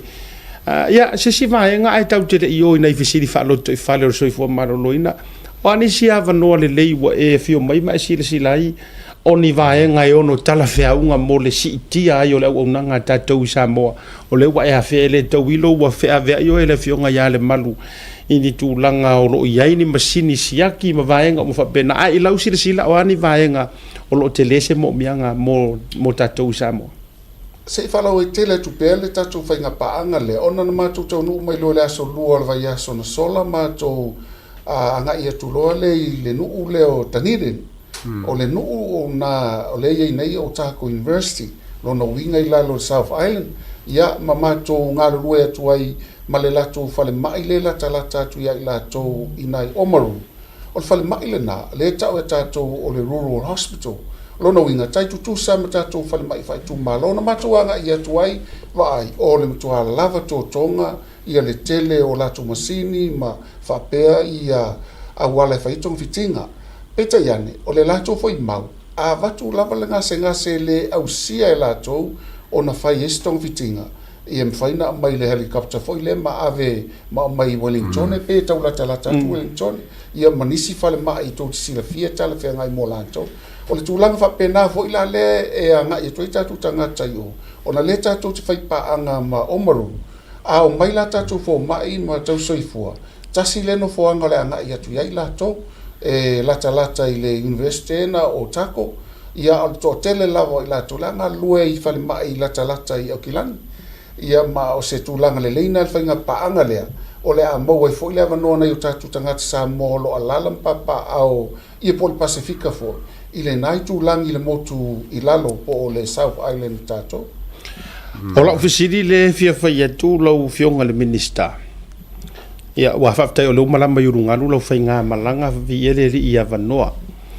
ai o te fia fisili o lewa te leno unofo mara fisili le kaimi o mingiska mai valasi ia e whaftai malia mai o le la whai atu i lau fionga o le fisili o le ana whatu a fo i mai fo i laksia ne Samoa o le ua e ona papa ia tuisina ve mauru mato tua ua ia sau noa manino e le o toe whaau o tātou ua ainga ai o la ofisili ai se ai a vei tātou mai ini tia instead o le au mai nei a whai e moni la ni usila o le ainga o le ana mafu anga wafuina a vei tātou mai tono fiti mai ini tia ia ele na male lai nei le ingi ainga kunou lava ai o so foi o ani requirement a whaafafonga mai le atunu o ani ai inga mavaenga e mawhai ona lato wa peia o mingi ska fare mai la ufio e fesili mai a kia uri polkalame asia ka whawewhenga o ngai ka ngaka e mama i Samoa maku ainga nga avelea le wo fesili e tuai la ufio kan minista mua o ai inga mawhaina entaito le mai mo fa manu yanga ya ma lo e mai tunu I fafo lua ai sa pe ye li fai ingi ki ai le mai lo la ingai ka ku ai nga pe fa ka ke ai nga mo mangi usila fa mo mo Faftai, o le tūlanga e te tauna sila fia le malu le atunu. E iei ngase e mai e tātou mai Samoa I New Zealand. E mai se ale ngase leo le mai fatu. Ia po tūlanga ua matua whaina, ua I lunga o le tūlanga toi ale whaintonga fiti. O New Zealand, ona I lata atuna le whai tūlanga whaina mai I tātou ngase whapena I nei. A o le tūlanga e leina ave tātou ngase I India. O le vanga mua mo le sila fia e Samoa. E tasi le ngase au mai I nei New Zealand. Ai wha ngase e mawhaintonga fiti India. Wha. A le nā foi wha. E fo I atu lava I le telo ngase I le matua fia. O nisi wa oli. Malato mautinoa le e se senga. Lono winga la o whamtalanga. A mai la le tātou ngase e tasi. Ia wa fale na a mai se fulu nei wa fa se fulu tātou ngase ave India mo le lau tele ina ia mo o mia na maule va no tutusa o ila to e tala fe ngai ona mai fafo o le tulanga le na e stala fia o ta fo ia tu se tasi o tātou fai pule masiona faltuan si mai ia ma faltua tau si mai malatua nga ia tu mafai se tala fa ma ile mata ngo fiele ngata ile mafai ona toe ola mai o ia ona mai fatuna ave ai fo ia India a o le tūlanga e ese le mai na watu e ese le tūlanga na watu e fai ese tonga fitinga tele na fai ai ia maua watu male fia mal fa manu ai o la toana tala le ngata ile leita mafa mantua fo tau si mai India tanga se mal tau si ma ele tupula ina New Zealand o ngai or mai ya na ma ai su me ora ko si tinga ina la le a inga le no foi le tau si mai le ngata e mo mori fa ma ai va im santa ma va il se potu malo lo e mo ai pe ai no tanga tau ma foi e mau le malo si nei New Zealand e au si ai le la to fa tau no ina o ngaluenga nei man to foi o to atu no nei fa ngaluenga tanga ia o ai la avela na livie sa we va ai le fe ave ile il tu langa le o India la e to tongi e India le tau mafa ale tau si mai man no fo le ota wow ma wala na fa mtalanga e watu matatu fai pule me fai fe au tu langa maua lunga wa yai ia India le ngata la afa pe se fulu tato mai New Zealand fa se fulu mai ave India lo no winga o tele le va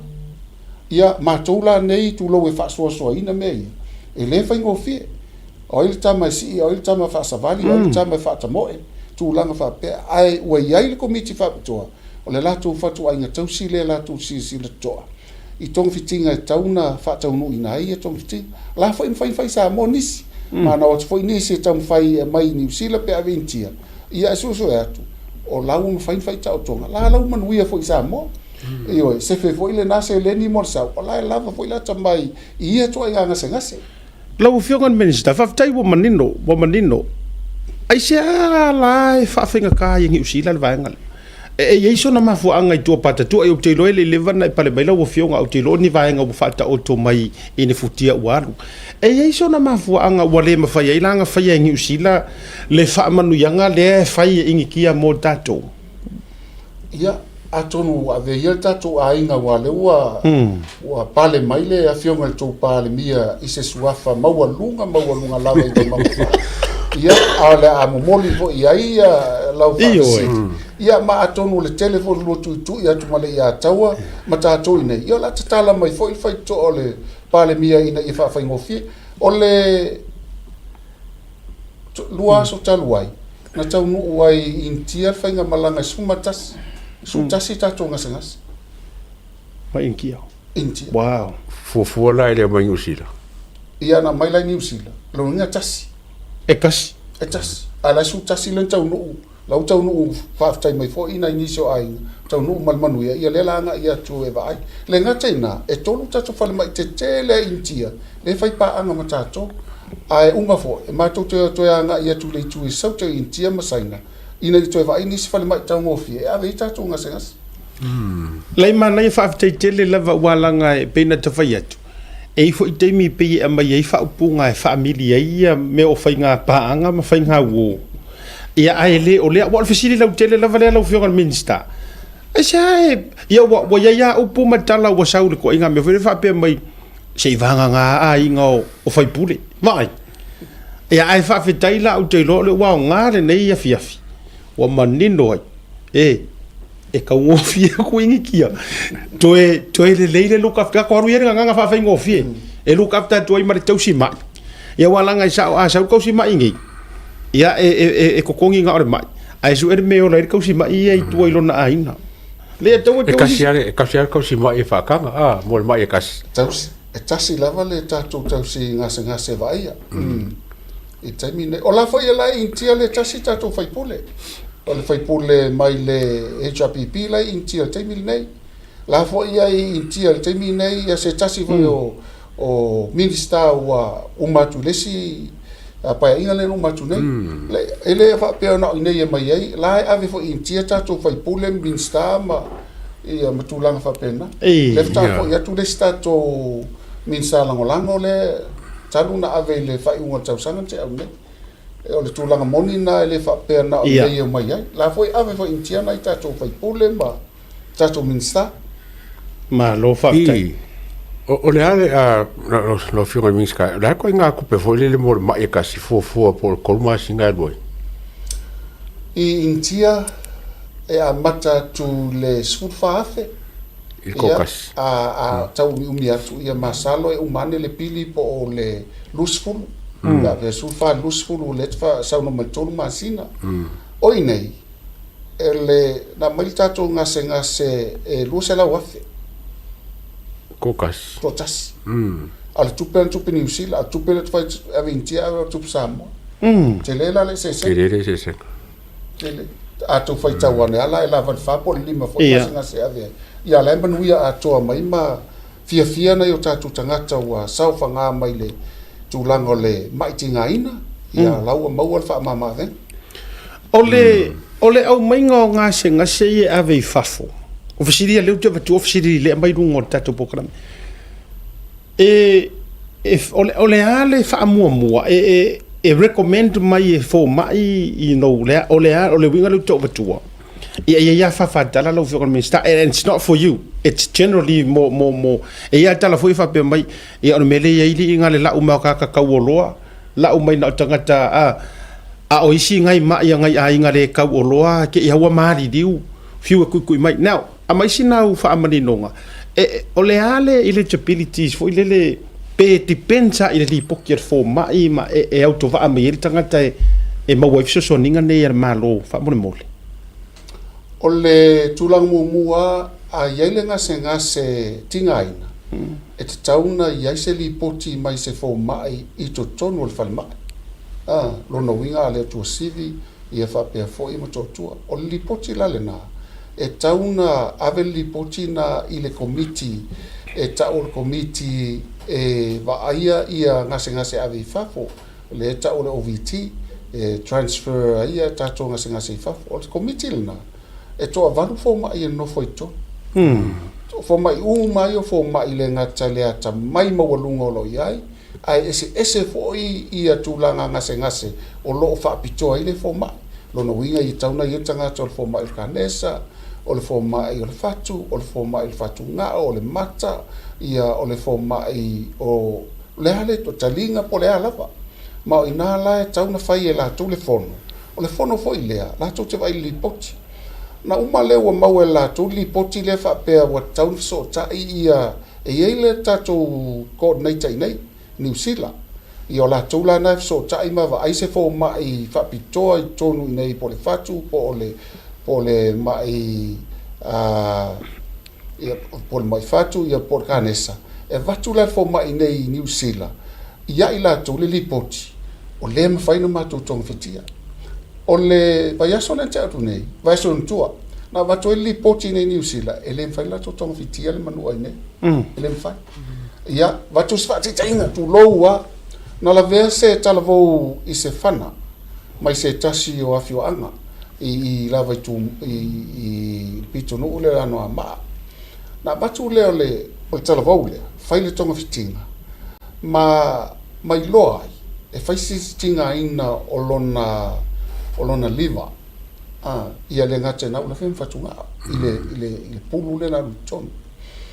na mai leo le whai wha ata ma o mai leo li poti whale mai nei tātou a watu le tali al fo mai nei e le ma whai no mātou tong vitia tō ngase ngase whai mua ngā luenga i taun whai na a maia uma se vai aso to e whai le roilonga a le lei no whai rona o mai ia o le tala fia e tolu aso e le i ma whai o na ala mai ia le tau le lea aluai tasi le vai aso o toi asi atu o lau tu loa manava ia ma laua lau whai tong fitinga whaafo mai ina i mawhaina nga ai ma o lo i ata i le lua vai aso i o masa vivali ma ngase o savali io o tala noa fia o tala mai mena na uia tuel ta o tonga te lea i le manava tulo ma whaasino mai le o kuta fia ele i o ola na o mai e sa oila fo mai le na watu nei fai tonga fitinga i nā mua amaya e le maua se mapu o le tama na paul me ia maulon malo si saul vale o na o mai le o le tala sili nan fia e fa pena e o fo ila e le fa pea o ngase uman fai na o mai le ai a watu fa li poti fo mai ma o ye li poti te ena to tatu fo mai New Zealand mintia e fo o ngase na le fai ma to fai ua tu ngale ngase mai watu ai na fa tau no fina ngalo maria le fai ia na watu lole ia la tu le fai le fono o le fono la le a un fai la tu fono ona momoli atu le ai le minsta e ona fai foi le fai unga le minsta ia tu sa molona ia tau tonu ia matulanga fa pena ia umalena ave vole lunga o le fautuanga le minsta e ave le kapeneta o le kapeneta la e fai le tala muli i le tulanga tala whenga i e fua i le lipoti na o mai le fono le atato ia ma le lipoti le na vatu i le minsta i le lato mata i tū lea mai e se a te ena se lipoti se a te ena ta te ena lipoti o no mausali i a lipoti e foma lona winga le mfaita tu sa faina i a lipoti e foma se toi whau te isi atu lauta e iai si talavo sulima tausana na malanga atu se ona si alato na iona mātua mato tala no mato fale o tinga aina tele tauna mai fafo o fai atu lea o e whaatali mai o il moenga le lua le la wala wina le foma i tatu te fono mato fono le taia wha matala mai foma fai mai mato te alo lofa uma lua pangalea pe ave New Zealand pe ave Australia pe ave India po fe ave ai wa wila mai na faile mato talo malia ile unga li va yaso mulmulian wa wile ma o maliusi sulima tausa ele usa mai mo mole tu poi mele te ro pe fani nga se va pena foli nga mai la oli poti ale fa ta tu fo mai sa mo te le sa ola ye fo i nei fo i malato ya te le sa a watu mali poti nei a fa lua ina lo ele faina ta tu toi fina vale awa fina vale e tinga ina yele nga se lai ua matua tinga ina wa tauna mai sa mo le estonga fitinga intia ai will find sau ona ele find mana vai lunga le tulo ia ai na tu sila fia sa yelinga singa se sa fa pena na ave intia a vatu mali wai tulo na susunu o mai ai vatu lo na le fu sa mo ia foi la vai nga ma tu te fa te fa unga fa pe ona ile na ta fo yo tatu ai ai le find au sia wana le tu e pule ma to le ola le pepule spoma e fai to fitinga a ole ola o le foma o le tu e ona le so tu la ma ia ta to fa te ngai va na umba ia mai le fai ngo fie foi fai unga ina ia fai le tau unga ta la fe ngai le fa te tele la wo fio ga je la fia le tau o le tatu fa tala no nga le atawa me se fo le fio nga i le minister Lenga o le la wa tali ai ini si o atunga lunga i tangata no wa ia tu lo ayo mata mai mo mai. E to tele ni si au mai lunga social media le fanga u le malie. Ia e fito I tonu matanga ruenga so I malo loina. No neo pa o nai futia tau sanga le ma tau sanga tu ma nisi. O le winga o fa matalanga. E fa pe mai po le me lenga mo musu ia fo mai ave fafo. Po le ma fu anga lenga mo musu ave fafo o le ufa dali o la ua mai le o isi mea wa mai le recommendation e ave fafo. Ia ale nei lava ile o ave fafo mo tu lang fa pena. Ai fa fitai lo no winga o le tua patatua lea. O le sau no ia ila fionga le minister. O lai wo umalava ka fai so alo pure ia lang orka ko kungu ure ia tau ai e fo kai me manga o ai fai le mele ka ke manga nga o ai. Ai nga mafu fo inga sulu le fale mai. Se a mai se fa ko fala inga re fa al so fo mai. Ia a mai la pe fo ringa mai mo musu o ye lai a mai ono le nga pe o mele e ma fai nga mai. Ai le se vai mai lungo va lele. Ia ai take lo ka ko fa pe mai po la mele nga mo musu fo au mai ma ku ro fa pe ali eto. Sao le ia. O fisi foi le la ofionga minska I ko nga singa sela ia ele ka ngo fiele mo fo mai la ko fer ka ko nga sa mo lor ka mai faf ia a fatanga ia lo vai fa mtala tu malanga le no fiti o te lo te tali tu na ono se tasina vai nga tele tatu tal no ia o na o fai fo fa pena ina ia vatu tatu masiri tal fe nga I mo fatu kanesa ia misi vai fa pena ma le fo ila ua faile tato MOU mafiti e watu la to fo mai fa to fai le tai pe o lo sa no ngale na le ata na o mana wa to ne vai aso tanu ma to fo ia tu sa mo I le malanga ma to mai I tu langa to no le sa no ia maro ile e mai ka waku la fenga minska o la le top 5 mai e kelenga mo ka ko ka sa mo le nga mai fa fatu faku ngo merkas kanesa Kensa. O le toto mawalunga le faina ile mata o le fai le tau tonga I o le mata ona e le afu tonu le fai ai o fatunga o tulanga papena ia mama ia o tamaiti a pe o tulanga mawalunga na le teleita to ma ia mafua tu toto mawalunga masuka diabetes ia solo tu ai ni diabetes Ele o maua o le fo na mai tau watu le fo ile o fa fo ia saina la tau ia ini sho va dola o fionga minister ai fa fe Australia ele o mfaina maua tu o le tau li fa lo ta ba fo ia tu nei pe o le te le sa mo e ma fa yo na fa pe o tato uso va la te uso makua mai o le o mo ina ia no fo yo ni tong fitinga na tau sang fo ia Australia pe taiane ese fo ile meo avila tu fa mo e so soani tu ia tato tele foi so ni Australia au tulanga tau ngase e o ngata Australia ba te tato mai o te rope ai sea au saina yo o mana yo la fa tali mai saina na fono fo I male lato ampasa ia fa pena fo I tia ona e watu lava ia nisi foi fale mai tele ma I lato pulea e ofo mai le lato so ni mo tato I pito I lalo in tia mai foi tau ofie la ofo mai la in tia ofo mai saina se talusia Il tatu pol kalame nei la musu to il palmi Australia. Avanti Australia la to tele tatu tanga te Australia. Le vetting system la fionga minska. I sailinga walanga o kele ka voi fa ara ve mai ia.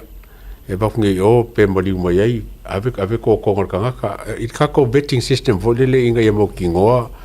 o fale mai o ka ko fai paanga o fale mai vo ie le a ko o fale mai tato te fai paanga o private hospitals ele ngata ua tato whiloa I mai lato e ona fale mai au tato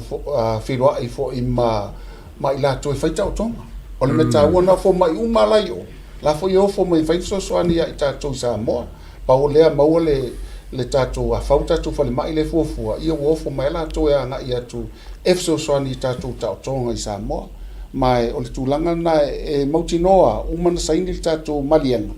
e lem fai la to ona o ese mai ai I ai inga pe ona tato tala no ina fa pepa fa tino ia masaini lo malo fa tele lau o fionga le minister o nei disi o fa fisili e fia ile ngā luenga le soifua maloloina I suesuenga o ngase o maliu.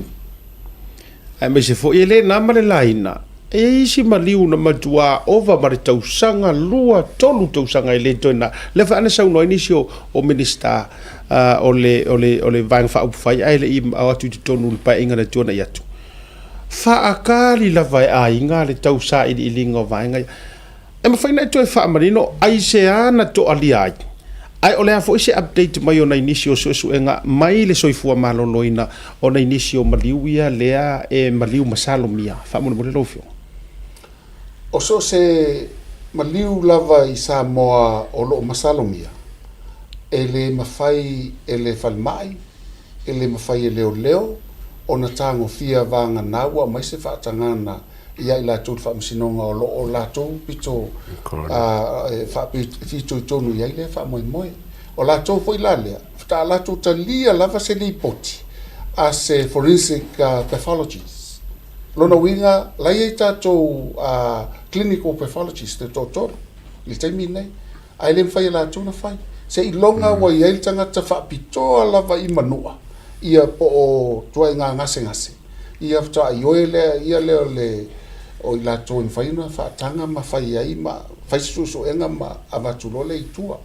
o le tau sanga le nei le va le fa to ma sina u fa luana lo to ia le tato clean le tato pathologist ia pathologist le fai susu enga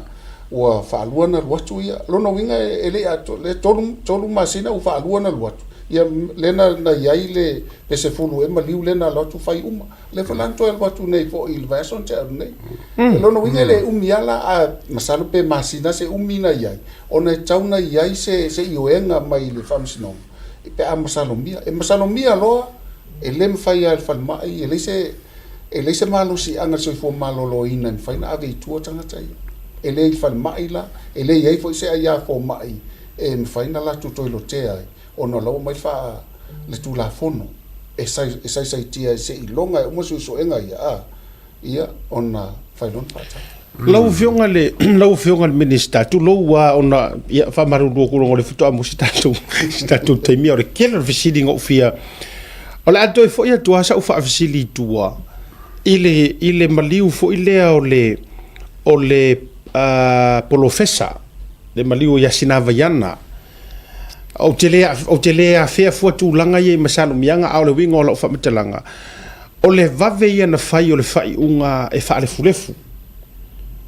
ana tau mo wasina u fa mo mas fa metalanga ai ai fo ise saying ai se fa fo ile se ioenga ale matanga luenga so fo maloloina e il fai unga le na fai wa mana tu o le maliu matua te lelo na masalo mianga ai peitai o le vave yo le fai unga e fa le fulefu ma faia e ma faina tau sau no mai o le ase tua pata tua i le fa so fu maloloina la veia te lo ta otopea le tu le legal side ai se nga luenga le so fu maloloina fo ile ma fainga la ko io inga fo ila le fa le fulefu le ai pe fordinga mai o le i mau le ni tua pata tua so engol meta upulea fa mon mole o le maliu lea lau talainga siata fa pe foi le sunga ya tau le fangi tain fa ya tuai sa fa talanga ua sai tia foi lau lo tai mam savai ona ua umana fai foi unga la tau na sa la tau ta pena ina vaenga ia o te fa malulu atu ile tulanga okay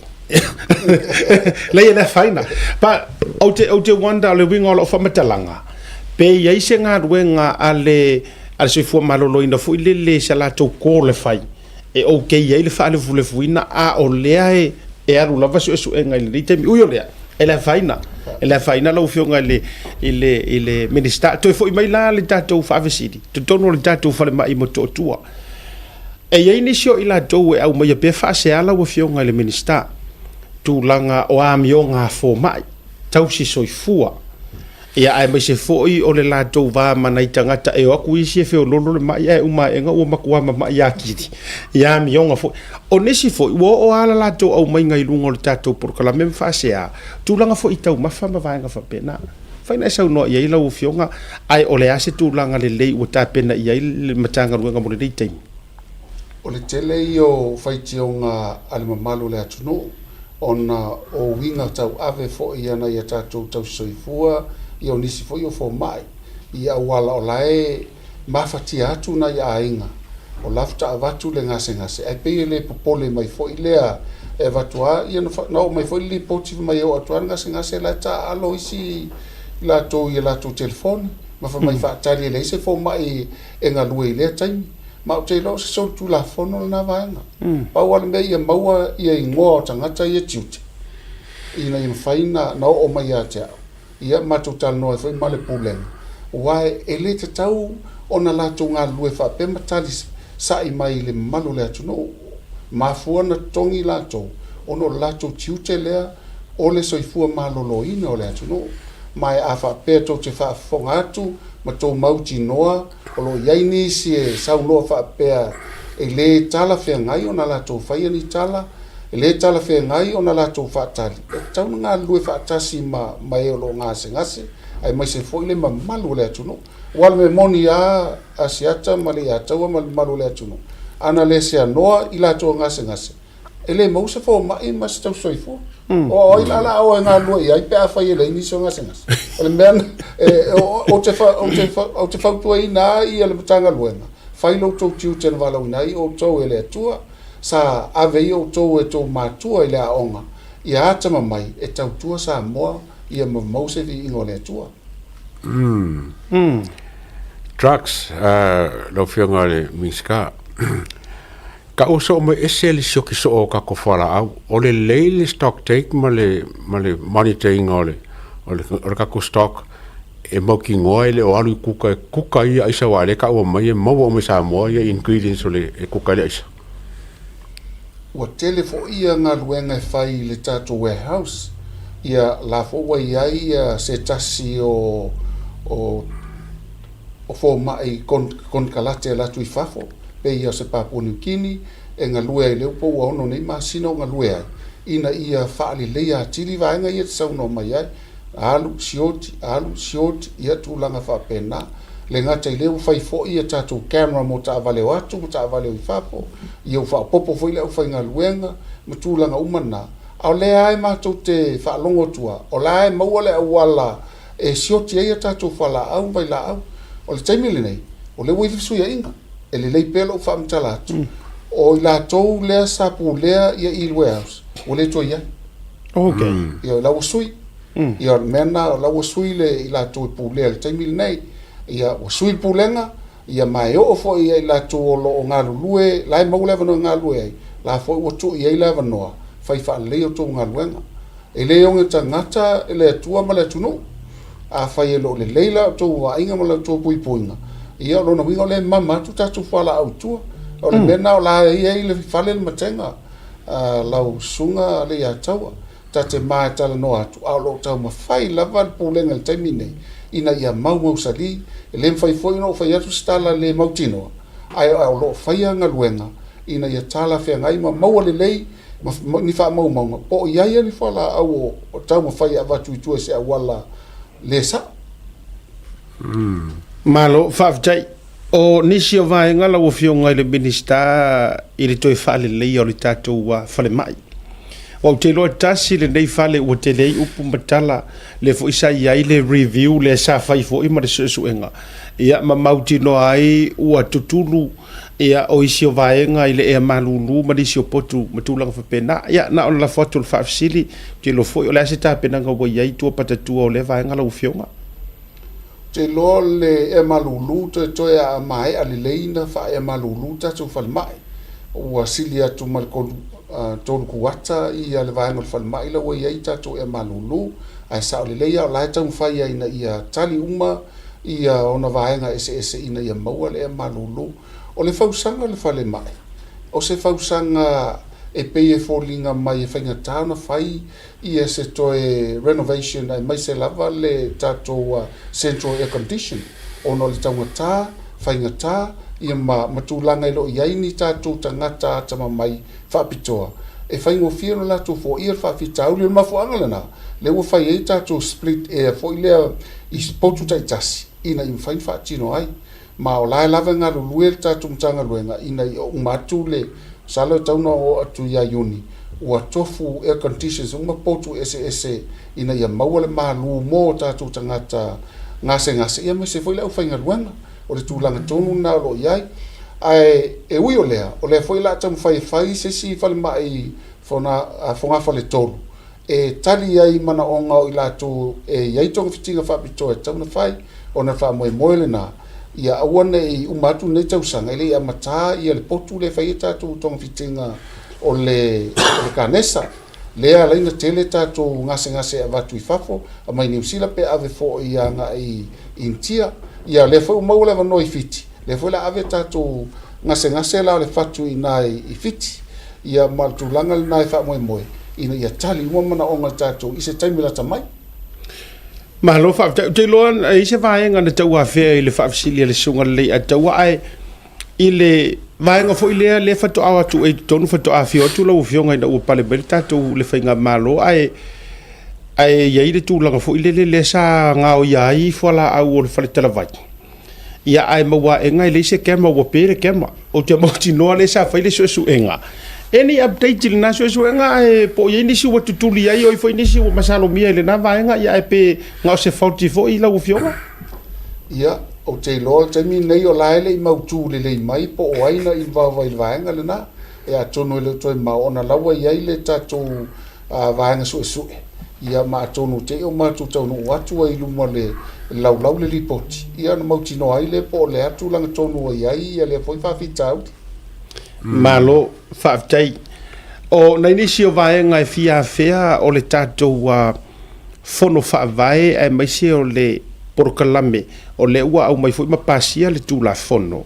e le ngata o le toe teu wino ta iala ai mai se foi o vaenga nga ia o onga mo fono fa vai ia a mai se fa to fala inga la ufio ngai le minister e tu sai foi la ile vale o le tatu fono fa vai mai se o tatu le soi fo malolo ina nga inu itu tasi lea anava tau ale fainga malo ina ia launga tasia tangata Samoa malava ia leu tatu vai fono whawai lima suma tasi fono whawai o so o aila Samoa o le whaingo fiele na ia taipeila ia il fono whawai a tatu i sat paitea ia il fono whawai a palau di tasi, palau di lua, palau di tolu tofu ala tau fono whawai whaasolo foile i salenga tasi lua ia le siu whanua i la la tau aluane i nai i whale a lupo a ngai mai le tatou vaisingano lua, vaisingano tasi, sauli tuotane ono, tolu, wae e lima i nai li tuotane. Ia mwhasa le anga e lima. O so le leile motu i salafai whaasolo mai fo i tumua, e o fo i a le motu i manono ma po lima. Tofu mfono whawai. O le au ngao lea, ua avea le ma onga tonunga le mu, e fe soani ale i tu malo i e whaititia, ia ngase fo ia le pipisi non-communicable disease e ala le toto ma le suka mo se fati tainga la i le tu malo lava lea a le tuotane le matou te iai o matou le nganga e monga tasi le a matatu i pata mea sam le ulu maunga msa le aula e tofu lava le nuu ma tamai tai to lua ua filfilia komiti la tau te ngā lulue e fai training ma le tatu fo mai ma tamai tai tau si soifua ina i mawhaina fo ia le whawhitauri le fo le suka fo le toto a o atu la ua mawalunga tele le suka ma le toto ona wala au lola ia lepe whanatinati atu le whale mai a watu le whale mai si silane iai ia le fo mai ua tu ngā tele i ona mai le tua sevi a mai tua sevi si sila tuai ia le fo mai la e tauna mai i mtotua i ona whapena lo le ona tapena mai mtotua o le ngala na fon whawai e le tau whaatali se al watu fo mai lo ainga polo nuu ia po se ngase fo i walongo mai la u fai pa anga ma tatu hafio anga taitasi ia malongo le fon whawai ia o iai mana o ngatu pito e sosuani fo i fon whawai ina ia ti na ele lei ia tūlanga iai la tō e tauna a iai se alauni ina ia ngā lue mat wha maoni ma sosuani ina ia mwhai o la tali mana o ngatu pito i tonu fono whawai e ala li tangata nu o le tu malo o fono whawai la ele ngata i soi fo malo loina ai o fo ia onga le utou whaafonga atu Port Kalame, le wa mai mai lalo I whono whaavae, I le wainga o tupe a tātua a maulalo, a onga tūlanga lua whapena fwoi kolisi. Ia mwhaasoa atu ina le whono whaavae, le ngata I lea, le fwoi wa iai le tūlanga teu tū la whono, ina ia whaila I sene whaapisi nisi e whono whaavae. E mawhai ai na maua tupe atina e atili ai, I le loto I whale. O lono winga, le ngata e mauanga luenga tangata o leitu malo, ua wha mama a venga fo I ainga ala I pili o whanau, e maise I la tole universite, a o tangata ngase fo I le fo ua I el Port Kalame na e ngā lue wha atasi mwhale mai wha I tu malo, ina ia tali mana o ngai. O se tūlanga le lei tele whai whono whaavae, o le tūlanga le leile ina iei le sao, o le afio anga, a li ima whai pule, ia iailo la tu talitonunga, o I ave wha mua le tu malo, ma le tu malo, a wani I whao al tā, ia se fina ngalo, ona, o le mea le lei atu ia pia, ia lai wha pele le lei savai. O lono winga, e te tauna fua lava le mana onga le whono whaavae, I le tūlangi o lo iai lau whono whaavae, ma mana onga tū pito, ia e wha pēr fo ia lo si o manga, I tua mauta ma tua lawa e mwhaina tina e ai. Malo whakatei. Whiunga miska, e whien kako qualified doctors o ye, man kako qualified nurses. Ari fo mai mo ka mai ka kausi mai mo uma o nga o inga le leilo nga lui kongo samo. Ai e lava le kako vaenga le I soi fo maroloi. E iwa suma tolu ia tatu fo mai pasi maulunga o lo iai le ngā lulue I tonu I le ngatai tatu whale mai mtotua, ai whapea foi tatu whale mai whai tu malo la vea 22C. Iwa suma tolu. Pei ai luas fulu mon tupu tatu fo mai. Le whai ala tu pisinisi ia po general practitioners. Ia nā lai ngā lue ai e whao popola ina. O tau si soifua, o atu le valu se lau le whai o tatu tau si soifua. E mantua foi aso ia lausunga le atau. O pei e tele o tamaitai tau soifua I la tau le vaia ia tatu whan mai whai tu malo. E whai e la tau le tui, e whai la tau ai vi ma mea uma se ilonga o tu ngā se manua. Ia na wala au whalele fo mai ia se si mai po le atu langa iai. Tasina au wala le matu malanga mai. O leo o le aso lulu matu te whono ai ma le tau minsta o soifua malo loin. Whatasi ai malan whatu sili malan ia au waa. O le mafuanga, sa whai le whono le kāpeneta. Pento sila fia na umalon whae ia pa ia foi malu o le afionga ia tui sinave maulu mototua. Ia nga I turo I lung whai le whono mal palimia mal kāpeneta. Ma le vahenga na sa o avina I wasa mai lewa no ia te au tanoa tu sa marangu tu pito le ale tato soifo malolo ina sa mo. O le vahenga mua ia whasoso ani atu ni usila I le whainga o le tato training lea, po lea onga whapitoa, e ta o le nurse practitioners. E ave iai lea wanoa, wai te hi umai lo I lea, ona whaila na e whaia I le whai le talavai matulanga whapena, wai iai lo malo si anga. E mwhaila e wai le mai, mai e lo le toa ngase, ma vatu lo iai tong vitinga tala whenga I le lei. E le lei le na, ina I mwhaina wha matu mai I statu fo mai lai whai tu malo. E anga I mai so soani mto tua I le tele o tatu ngase na ia. Ai tu le vanoi manula to tele ia tatu mai tau soifua. Ma tasi le pafua ia mawhai foi ona avea I la to. Ia manisi anga ia toi na mate ufia foma. Ina foi la ia toi avele a unfa foma. Wai lua tatu a unfa foma I lo iai. I tonu sa mo te mine. So, walava la le kako foma I ma keng whakausi mai ngumela le walava mo Samoa. Te loe mo misi se lau mo sa mo I foma. E lo lava tatu foma I lua fio. O lea la koele, o lea la koele sili longo lua, munmuli. O ngā lo ke mai kauinga, e ia foma I le kare si aisu ke viso rapia sanga kai. Ngā wako e whai lako misionga fo, ngai whai fua, whai mo ngifo. Ia makao konga. O sa ili e kako kanga ruenga, ia se fisosangi mai e kare si kako riko, ma le kare si la le aisu ke viso rapia sanga kai. Ma ngisi e kare si e whai ngia lako ngi la komisión foi nga fa apiskoa e ako e seve Samoa o umana faile mato soanga la pule male kalesia Yesu Kristo la u la pa ia asa ngatai o mahea na malanga atu ia le pei o le tūlanga o Stamali i le na malanga tu New Zealand o ia o le area na te va ia le mawalunga le na malona soa ia na nga e foi le male fionga ia amitona i lo va ia le pitola au le Samoa masi ulunga li e atu i Amerika le la tō foi pitola o malan fai ia le tatou whaatanoanga ma o le ngā lulu i pepa mo le wha moe moe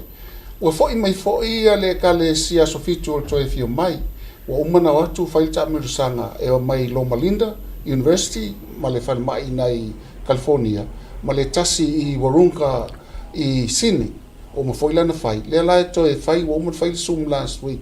o ina ia toe anga ia tula ia iulai ia ma toe ma atonu la latan whaatino ia le lato vaenga o le vaenga la lea o lato wai whapito le fatu ia tangata ia o umalan whaatanona ina e ka le sia tele ia lua e le i mau sa vanoa ma le ka le sia Katoriko au ka le sia ia lua le ua uman fai whaatanoanga i le taimi nei na toe a atu whaatasi la tau ia mawhaia matuanga i mtotua mata i la tau ia tatu masini sila i matala no mafo mai tau soifua mtulang whapena o lawa nga ia tu ia tatu whainga malo e talia ia fisosoani a wai le tongia ele tongia a lefo uofo mai la tau sanga uma o la oatu ila tau team whapea e fisosoani e wha ai tia mai ai le pressure lai lunga o tatu fo mai o Samoa malo whaftai ele o toi maul tatu whatata Paria mai lau fionga i le minister e le toi umi ana i tatu whaafisili o lea ua saunoa le fionga le pāle mia ma pasia le amateina o drug test e le ngata o whaipule a mata mai taitai o le tunu a utei loa te tauna matua priority mai tangata whainga ruenga na malo e le toi namare la ina lau fionga le minister o le matanga ruenga o soifo maraloina nisi na afia mai tangata o lo la vea mai whala au whasaina tangata nisi o tangata whainga ruenga o iei se vaenga sira toto ai lau fionga leanga o kangaka ia e a ao le a vatu matu lima atu ia ao ma whanawhana o tausi mai ma fō mai o soifua o le atunu ai o iei le whai te tenga man papolenga i a vatu tangata nei o lai ova fō mai o le matua i ova i le aisa tausi mai tu lou le ngangana ia na vatua i le o le tiro o ni tangata soifua ma ola mea au tiro ni products fo i lele tūlanga o iei se whaatua whala inga i au te lofo ele o moe loloa lau o fionga le minister i nei taimi i whainga tā tūlanga o whala au whasai nei Samoa i le matanga luenga ina ia mautinoa o tangata whainga luenga le soifua malolo ina o ni tangata matua le leima ato atoa ma fau tino ato maleanganga e la tau te tulo e vai ai saunga le mua le tunu mai whala au whasai whaftai o le tūlanga ia o le whainga o tātou soenga ia mo le whala au whasai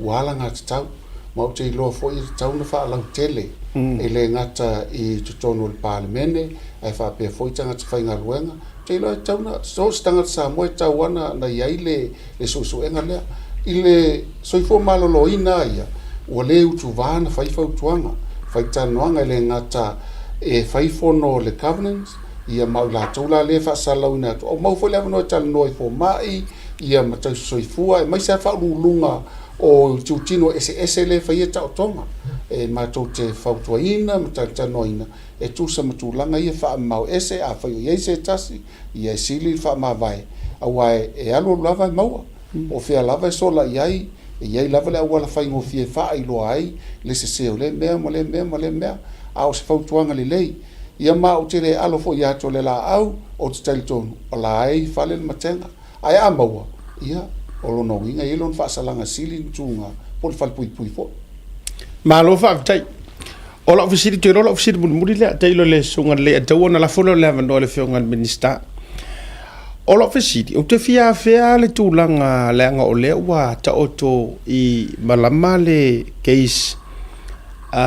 le taitai o le tuangai ma le fionga i le sunga fo mai Alec Ekeroma Dr. Alec ai ono e tusa o se la fonga e whapea mai o mea ia i le ofisa i o e whare mai fo i le tu ma o le fionga i le minister o le wawe minister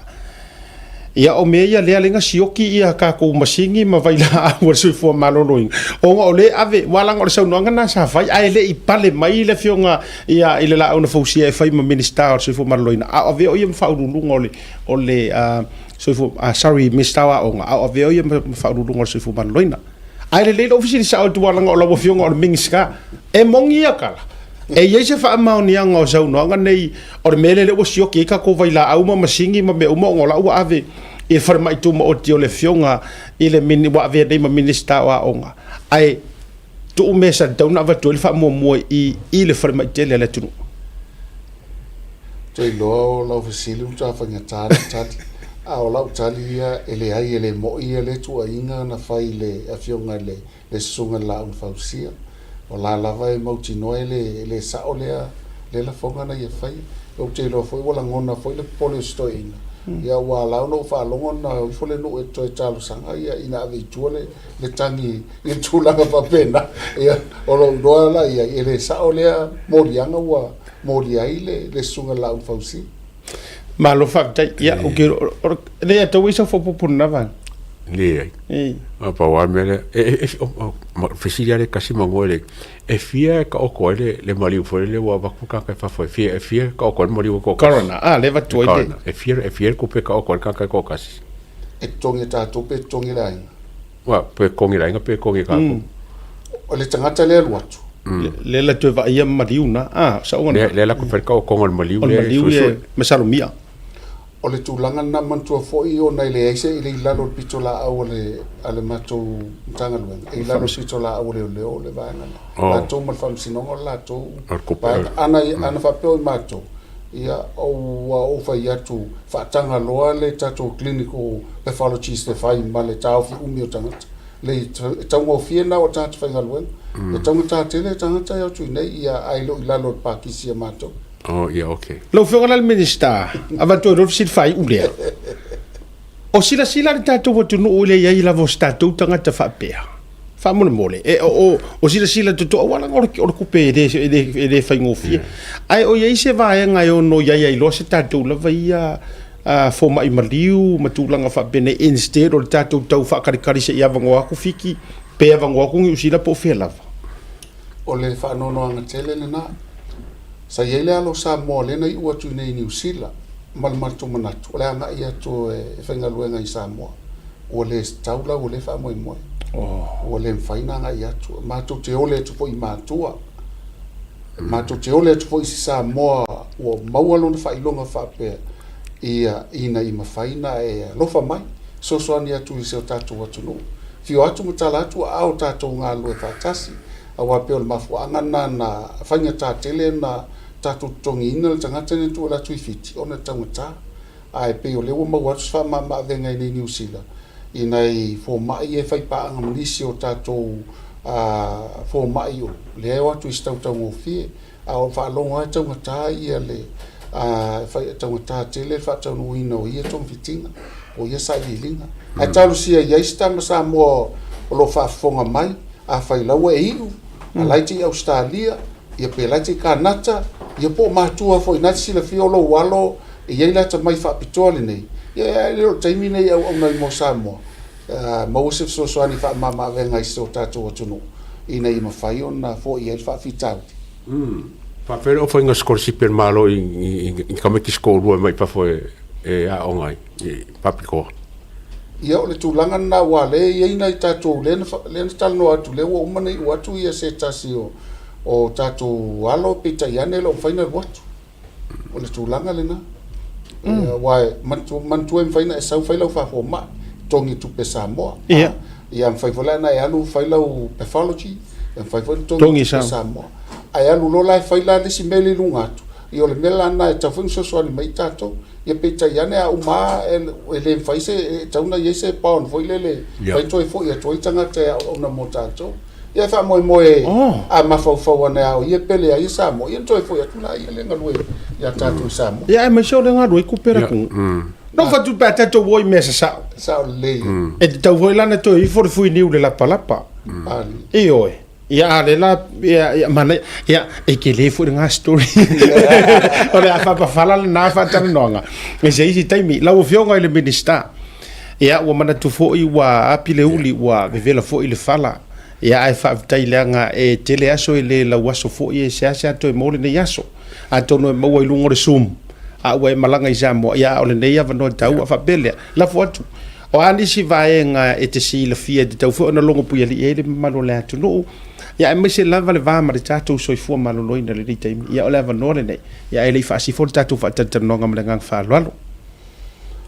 mo lava na faafetai atu i lau fetalaiga asiata ia maise foʻi ia le suga ia le ia taua matou te matamata mai lava i le olioli ma le fiafia e tainane le faalau iloina atu o fuafuaga lililo e lē o mafaina maua i tatou a o le lua galuega sa se lua e mawhai o na vane mai lunga mea nātia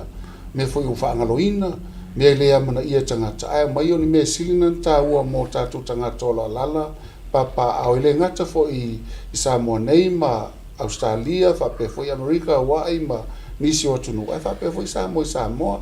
mai mātou te whaftai tele atu fo i le awhionga ia nai i le lua porkalame o tauta ia mai sele Blue Wave mo le tautua toto tautua tua vai ua longo pui ali i aile ma malu o si o tātou atunu tele i o whaiva sari lilo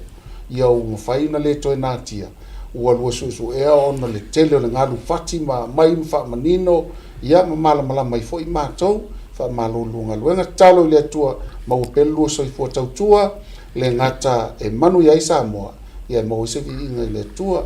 i whawhonganga Samoa ma tau teletono wa umi foi o tātou noa pa ngā lea e vea foi nau tā ma uala e masu isui ei tau au se mātou ngaluenga foi wale tau ta mali i lau whawhonganga sa mātou tala ia to e whawhoi mai tala ta malo sa vai ia te talo le tua ia man whamanuia le tua e lau tau ololo ia mga patia ma tau tua si o tātou watunu wai mo ia o mātou i Samoa ai ala na tele ye fale sama fale o ainga mata vale mata ngo fi o tu fa ta ulanga ofo so se mea ele mfaina ngalo tu te mana tu pesa mo ai mai se fo tu talo le o il tato malo ye ve fo i lo le vai e fai ma fon ta mol la fiong il pal mia il capeneta per fai nga malo ma tu te fa ta ya tu i la o tu toto yaso uma tu te so ni tu il tato tu no ia family telele tu ela fa fonga Samoa ia fa perfo ile malole o se lua nei ia e mai se ia Blue Wave mala tu tua soifua mai manuia ia mo le fa malo mo fa tele lo fonga le minister soifua maloloina ia lo fonga va au e tu sa foi o le talatalanga pasina le yaso e foi le teritonunga ia ua fa i fanua ia fai va manusina ia sa tofu ola i tai e tele ia wale longa se vaenga e fa manino ia i le tofa tatala le fionga le minister ia wa o sa mo malau fa fo mo te lo fo ua tali uma le tele o mau fasiti ia sa o to wa tu ngalu ia ina ia fa manino ina longa le tato proclame ia maruele tu lo fionga o pare mai a tonu o le sa mala lea na tapena tā e le tamalo vaisinga no lua o le ua matua patatu fa solo ato le temine nei le tamalo sa le ula vatu a sa mawhainga la ufionga ni minista ma lo fui fai o le faiva ma lo fui tatinga walanga o le matanga ruenga lea o le fatu lea ma le ola ato o Samoa soifua ma lo loina awa e awa me uma tatou e ama foi nei me uma pe a fale tonu soifua ma lo loina me foi leo le va vai atu ora me tua malosia mengiska kwa malosia wakala feaunga le ngai le tauna o ni tangata ngase pe mama iyo ia kai ia mai se makanga ruenga o le so fo malolo ina asir silne o le toma ftanga foi nei le uli le atou la nga o fo vili oi ia na mora le vano mo te fai vai te sila oi nga o laula awa me sai le iputau mafale mengiska o fa pea o ia o le o tau sami al minister tau sami fa so fo malolo ina no ngeia ia o so fregalo fa por via le tua ala mator malolonga ele umar ka ko programe a foi mai fa won ma u fa so ai si ma tu fa to fa mo fio ka minister mo le time ta tor malolonga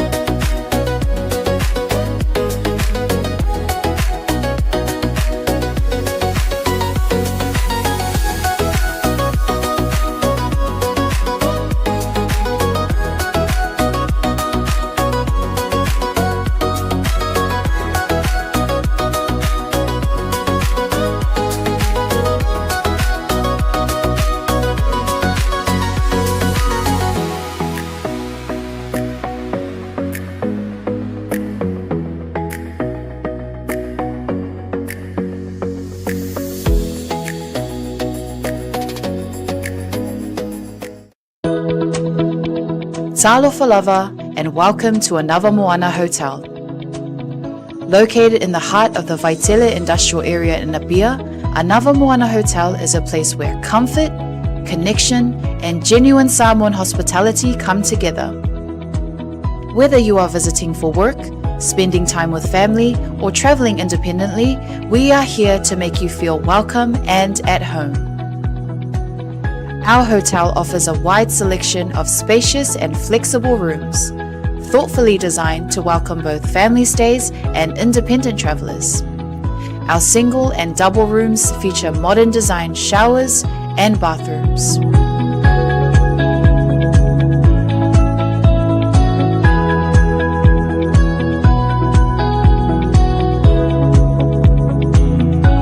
Our family rooms are generously sized and thoughtfully set up to accommodate families of all needs, offering a relaxed and welcoming space where parents and children can rest, connect, and enjoy quality time together after a full day.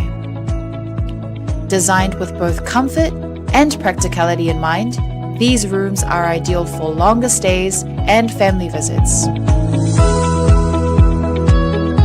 Anava Moana Hotel also offers well-appointed conference and function rooms that are ideal for meetings, workshops, family gatherings, and special events such as birthdays or weddings. Whatever the occasion, our spaces are prepared with care to support connection, productivity, and celebration. With restaurants and food spots conveniently located nearby, you'll be surrounded by great dining options and warm hospitality throughout your entire stay. Book your stay with us today and receive a special discount when you mention Hana, Asiata, or Martin upon check-in. Visit our website www.anavamoana.com.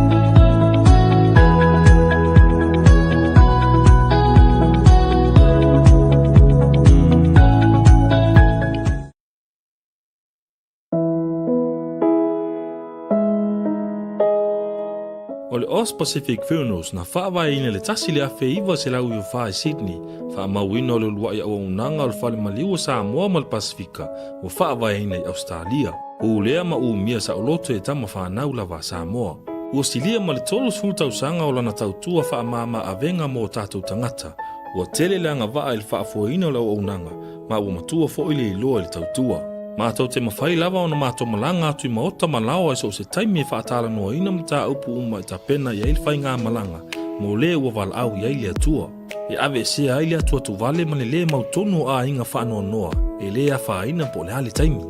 E tā ua i mātou o tātou tūmanga nua malu, ma o lana anawa tau ave lava lea. Dignity of traditions is our service. E tau tua le luas fulfai tu la ili fitu aso lwa yaso, mātou te ngālu lua e tu samfina ngalo mana onga o ainga, ai leo so mātou manao.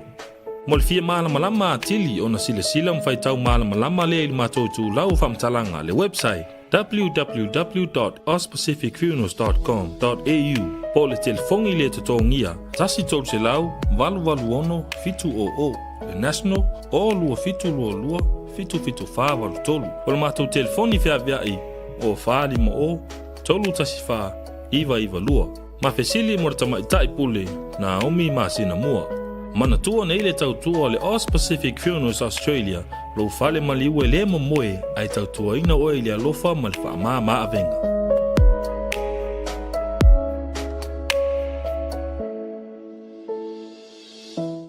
Tabro watile ua tele titili tu laiono ile tautua fa wa Blue TV ma po club tauta ya nevanga o le afiafi. Ina ua mai ai le tatou fa tata no ma tago fie ma le fionga ile minister so fo ma lo ina le fionga ya va au. Ya alo fipo. Ya ilu o le tatou po club ai pe no fa ya to batele yo tatou issues na to momoli ya tu o lo fa nga ma fa tele le so to na ina te nei. Ia ile atonga lusu matasi 21st o si o nis ia porta baita ila le ia le fo fo ile vala si ia tomaita timena ia timena talawena moenoa ia le sa atolona lusu matasi ile asoto na ina te nei ia fie fo i atole le si o manto no fo ia wa o satu paitation tina ia o se ona tamā foʻi mai le fioaga o afega ia manisi foʻi ao o fioaga ia e le gata i lea o le suga le faafeagaiga sa matou faatasi foʻi ia e Samuelu ma le fetua le gata foʻi lea suga le faafeagaiga pasta Ferretti Gray ma le faletua feiloaʻi foʻi tamafanau sa tupoitea suga le faafeagaiga ia Reverend Lopati foʻi ma le faletua ia Silvia na matou feiloaʻi ai ia faapea foʻi ia le toʻatele le paia foʻi o le ekalesia ia sa feagai foʻi ma le matou le astonaʻi le ataua ia atoaga foʻi o le lusu ma le tasi o le afine ia timena faafetai foʻi ona ua seasea foʻi nei taimi telea foʻi onai fanau ia ua tautuligatā le lua kasi foʻi lele mai le vaovaoga ka ai kulaga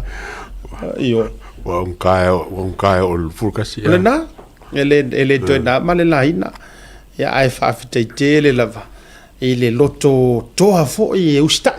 langa ile fainga ka ile fainga ofia langa kaimi Su balkau sanga o le fulkasi o fulkasi isi o le lusu o le su ono su valu walu le atoa le tama ma le teine ia ai faafetai fa ia ainga foʻi ia ile foʻi ia fafine ia ua fa ilongaina lona lusu ma le tasi tausaga matou filo o ka foʻi la fans i te rolo matou nui sa pai kenge tole e fast lo ia matou filo i manisi fo o le tatou fia le tatou pokalame ia moli mai foʻi lo faaga mo lausuga le ataua faateatuna i nisi o le tatou faasisilaga notices o le tatou faasisilaga le muamua ia faasisilaga mai le fioaga o tanu na manono mavai lima tautoia faamaene o tailolotou paia sausaugatā Samoa mai lava i le taisā masama o le tui manua seʻia paia agalega na tauilo ai manua malo auā e leai se tauteipoto e toʻesea pe toe suia auā ua taoto ae o se aloo tulouia ai leva ma le faaaloalo tele faasilisila atu ai i suli moni uma ma feoi o e na soifua mai i le tinā ia tau mai nuu mau po o mau o tanuga manono ma vai lima o loo afifio malala i so o seitua o le lalolagi e faapea o le a faia le tatou feiloaʻiga mulimuli i le a soiva o aperila luafilua sumaleono i le itulae lua i le auauli i le maotafono o le tatou aiga i tanuga manono Samoa o le faamoemoe o le sailia lea o se tasi e tausia lo tatou aiga i le itutino o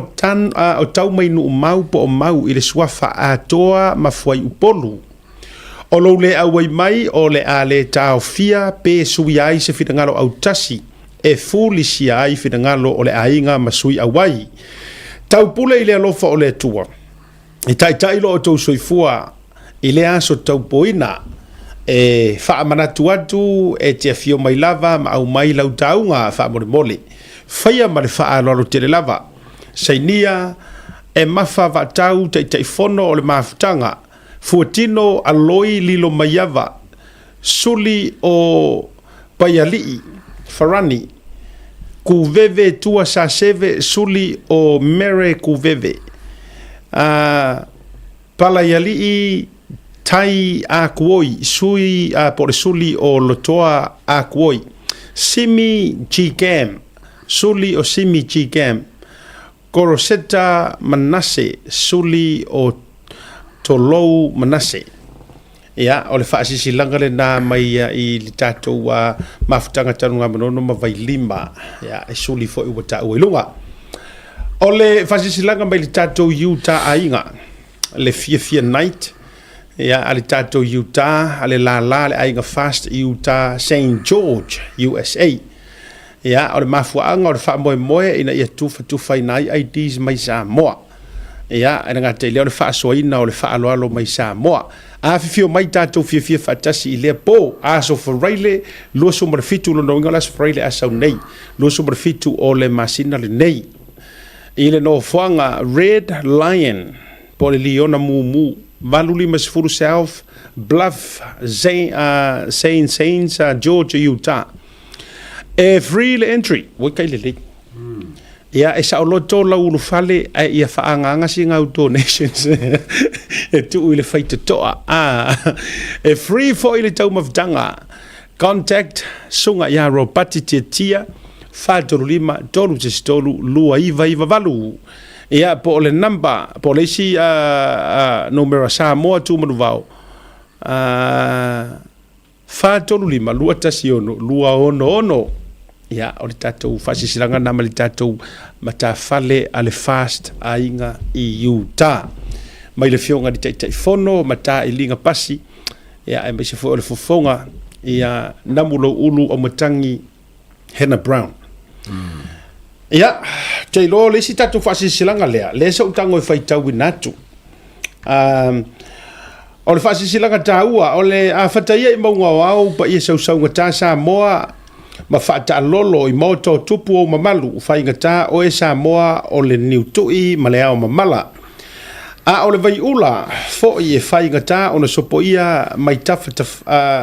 failangi se ia pa ia le lua loto o lii ia ma le fafao sau lii awale a fio tamba mo latou ainga fo i ma latou tamba ala la tai o lua le usonga ia tu mua mapule i tu au ma latou ainga di tai ma le va o fono ti susu foi sua ma le vai fanua fo mai tu langi sa ole masale au mua ma le lo niu na sai lua a fio le la au na motasi a fio foi li fa tu yo le motu ma au va o to ma tama le manu tele ma upu ma malu ia te oile motu sa ma tau te fa tu lo watu foi le nganga fa alo le au fai ngaro pa ia le tua o lo tala fa auto ma fa tu na paulia i so o se tovine ma so o se fata fola awale tua malona fi na ngalo pa ia tu low na lava au le nei fasile silanga e fasile tonu lava i suli ma feoi o le suafa fiu i le fioanga o le tui i le tu o tane i savai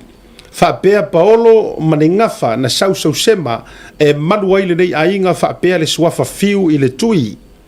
taluai ua usuia le fono i le tofa i le tuua le sa se i le suafa fiu e tausia le ainga fa pele nu o le ala le ua e aise finangalo i le ainga ua tatau ona fili le tai se e anga vaa e tausia le ainga mare nu ai maise ona faa malu le e kalesia i le suafa fiu i Samonei ua tatau ona faia ni nofo i le suafa fiu ato ai maisi suafa e pei o suafa alii ma suafa tu la fale e lango sua mo le tausinga o le tatou ainga i Samoa matunu ua mamau e te talo atu ai i suli uma o le suafa fiu alo tatou ainga o loo alala ma papa au i Samonei whapea tunu ua mamau ma so o se tafa o le kelope o le awhaia le tatou feilo inga tele i le aso fa o Iulai ta ua lana vanga lea aso fa o Iulai lua felua sumaleono o le aso toa i lea i le lawa i puna oa i lo tatou ainga i le tui. O le aso fo i lea o le atasi ai le tau ma le filinga i le tai mo se tau tai mata palapala e tausia le ainga ma le nuu whapea o na lango sua i le ekalesia. O le a le avea lo le awai mai e toe tolo vai ai le fina ngalo o le a autasi i aisi o tatou ainga. O le ala lea o le longo ma mawantu o lo o tau mamalu ina ia ta pena ma awai uma mai i le nei wha moe taua.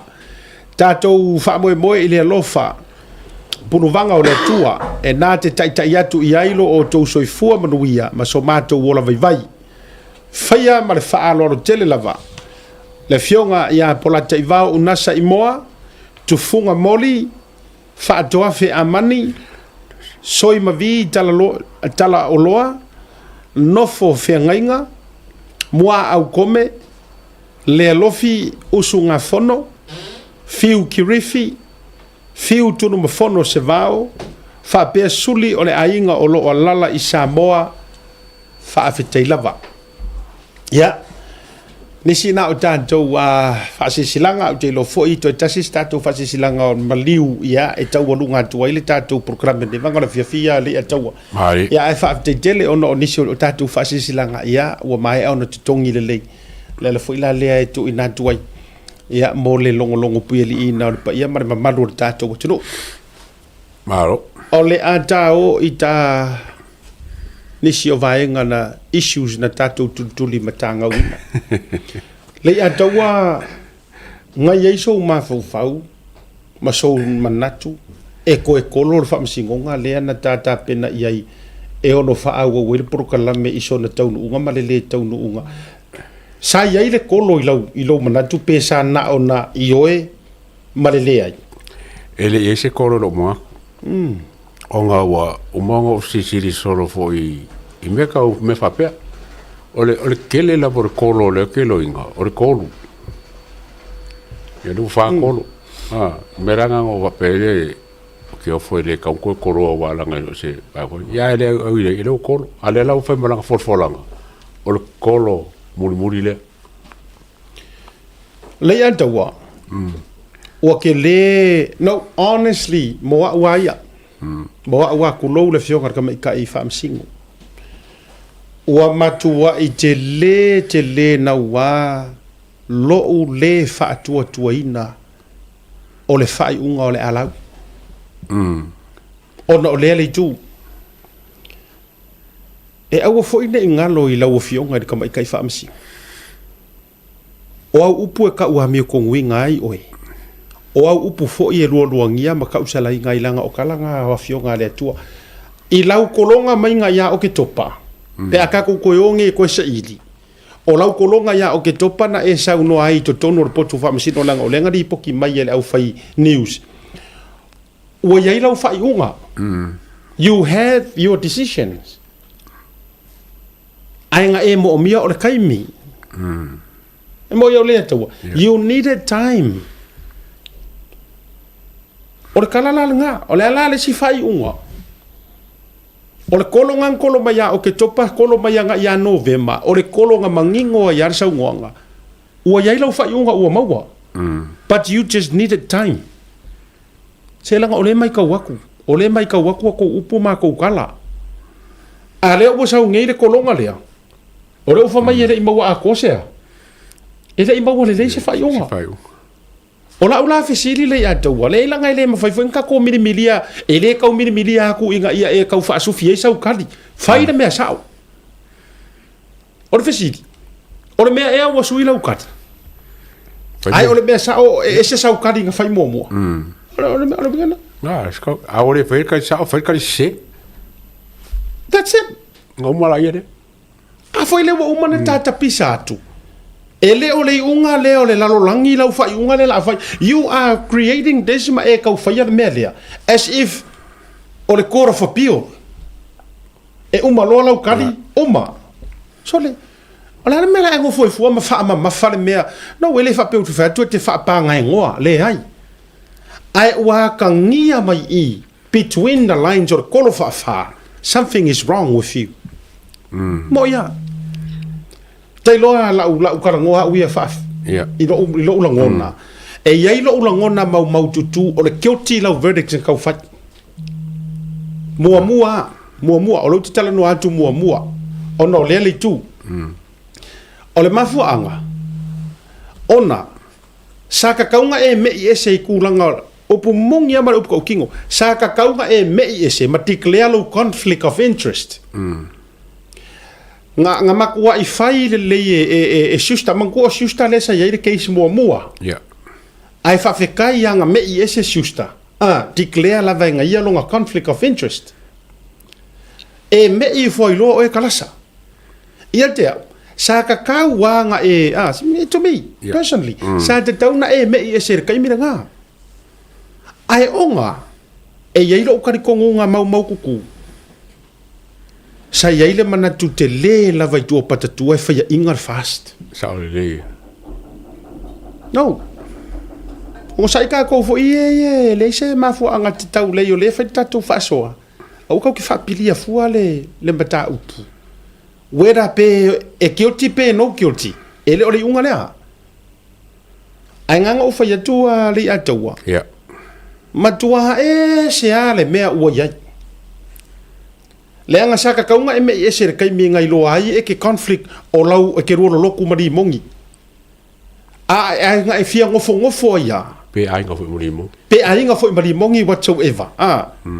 ai atia una e fia ngofo ia lava I Lenga fo isa ia ile mana tu mau tu e fa ia inga ele ku le fast.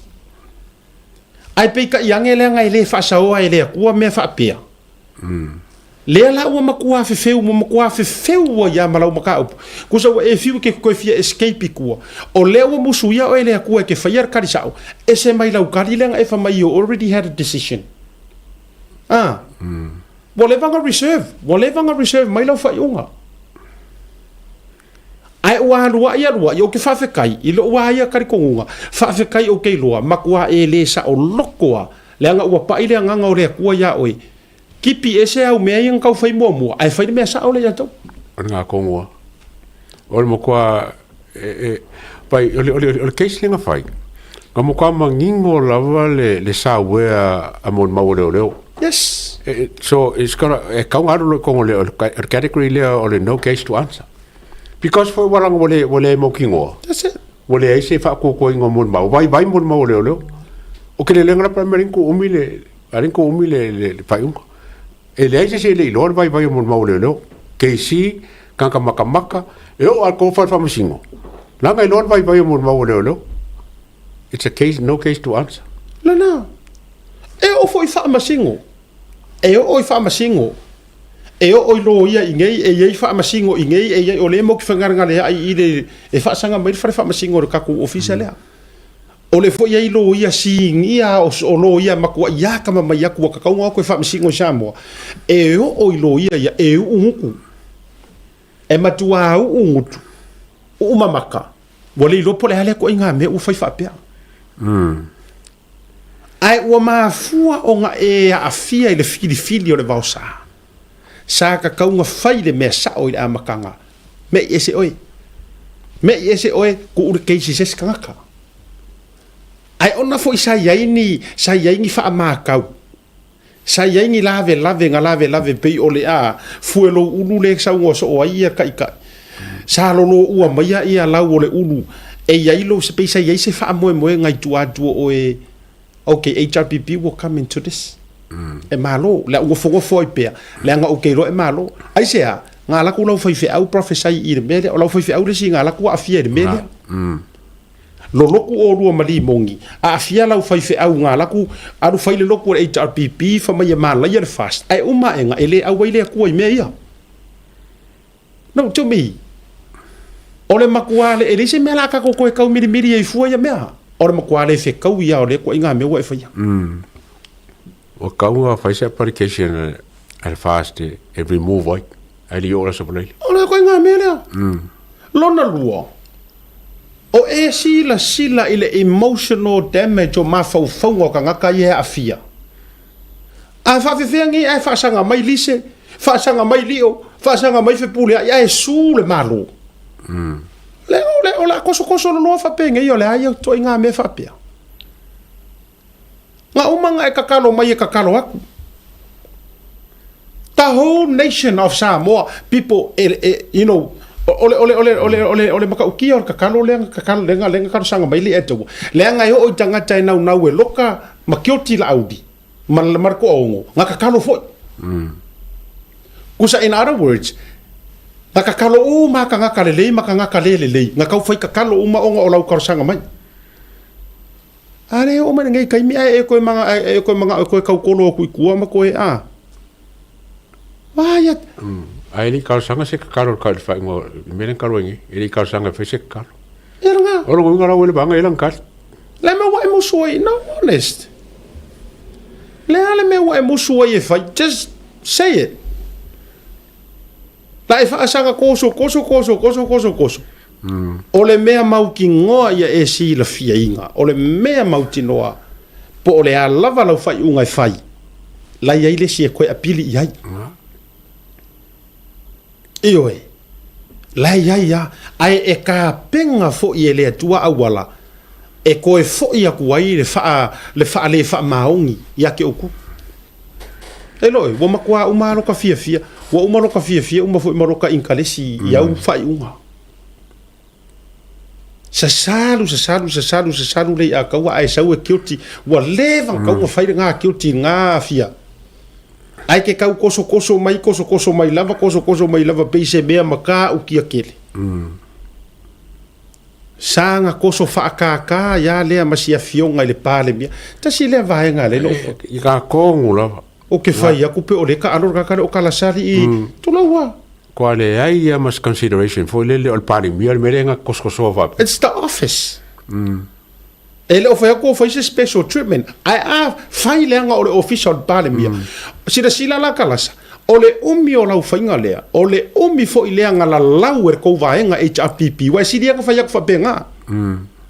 O le umi fo i leanga e ala winga le HRPP. E makua la lau ma whai kala. O le umi fo i lea ki ala winga i media le HRPP. E makua posti le lalolangi. O le pāle mia. O le pāle mia laia a fia i kula fo.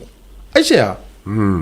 A o fere kou pui puinga e ka kaunga whai ei. A ve lau wha mua mua. O le kou whai ngā mālo. O lea. Vaenga lea o ka whakoru. Kau whea ngai. Fairly respect.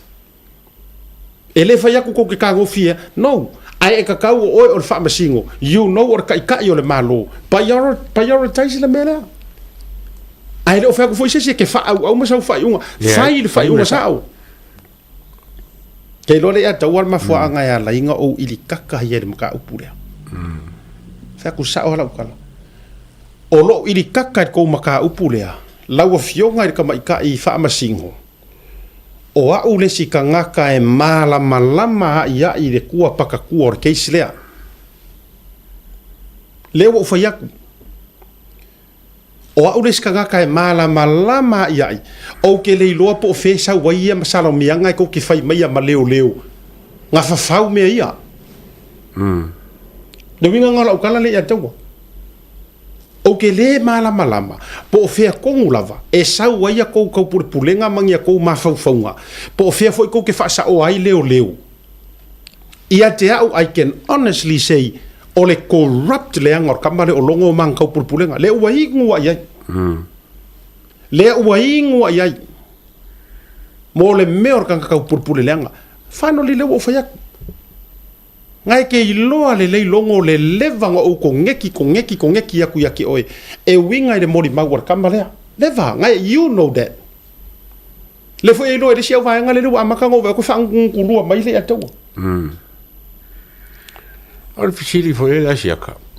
e ma fai se famasingo ko kasingo ma fai se fai unga mi o kongu ala e ko kele famasingo fenga ko nga lu fa kasir kesile Ola le ango e longa fiko. Le ma fai ko kasing fai nga me ko nga ngau sa ili se sosoangi. Mai le la ko pano o famasingo I kongo do fai famasingo. O le si me foi le fo ka ma foi. Fai ngena fai nga sa nga pari mia o ki mo ko. Mo ko create foi ele si ko nga fai kionga la fai pari mia. Oi. A fai o e tau musu e fai se vaenga le o le la fea ku ngei la ua o te fai atu mo uta umama tu lava. E le ai le a kaua there's no kau pulpulenga. Simple as that. E le mongi ngā mea langa o mea yo mea leo. O te leo tala noa umai se makanga ruenga on behalf ku lou ana makanga ruenga a koa. Ie o lo. A lela ukalangoa aku o ngor kangaka lea le makua corrupt leanga fai lea. O longo. Le to tonu lena creating a koa ngā mele o ngā inga ia pungi ai limongi lela ua kau mo fai e faule ngei me fa mai o le conspiracy o a umangi mea kau pulenga le ai se ngā me fa penga le ua fai le nga o fo ilena mua sau kama le fa karangoa I lunga le ai lava masenga me ka o se ka purpura o ke le na te fai atu ai fai le fai unga mi o kong mai po le lava kala sala fai unga fai sila fia ele kua o ke ka ki ngaku a fai la ruling e ke ka ngoi fa guilty uma kanga ka ia ma guilty malaudi you will make the biggest mistake o ke lo fo inga ele ai se fa le nga ke la ngonga inga ia or ko inga karangoa ko ngi kai mi o sa ungi lo fa unga siri ai might as well just say it. Yang ai le ngaka ya oi le melea. Ele ngaka ya oi. E fa aru ai lava makula e uma foi. Ko ave lunga fa masigonga maurunga. Amatua ave eseli mongi moro fingalo, ave esela fa moro fingalo. Ai fai fa masigonga sa. Ai mangala ki corrupt. Kanga la fa fa masigonga se, por me se ngala fa. E mo kwa le ka fe ngai la va ya ko ma konge I fafo. Ma konge kapo ya ku le se fa inga mi kong. Ai kolo. For what reason? Ile mo wo fu ki wa ngam limo, mo wo fu ko ke au loku fakas. Conflict of interest. La. E ke le declare inga. Nga ka ko pisa ma a se kada makanga mele. That's it. Ala al one fight. Ko allow from so city. Ala ka ke pisa kwa a conflict of interest le mele. A foi lu tu fa yatu. Po le ale makaukia o le fai unga. A e sau malau fai unga kioti. O le mai moa uma le lalo langi. E ke fa yak. Sa silianga e alu ese de kai mi mua fai le besao. Ma ke lo loku mali mongi. Pe o ke aru le auroku palangi a aru le siri wa auroku Samoa. Po le alava kasir fai fe au. Kasir ma farsa. O le mea ngai ka ur conflict of interest. Ia umaru aku le lua fai fe au. Alo aku le lua fai fe au aru fai le loku I pekesa. Vai. O ka fa ro mo so fe fa peso. E le winga, sa ka ka fio inga o lo ai. O matua I tou nau ta I lava inga ia paka kule fast.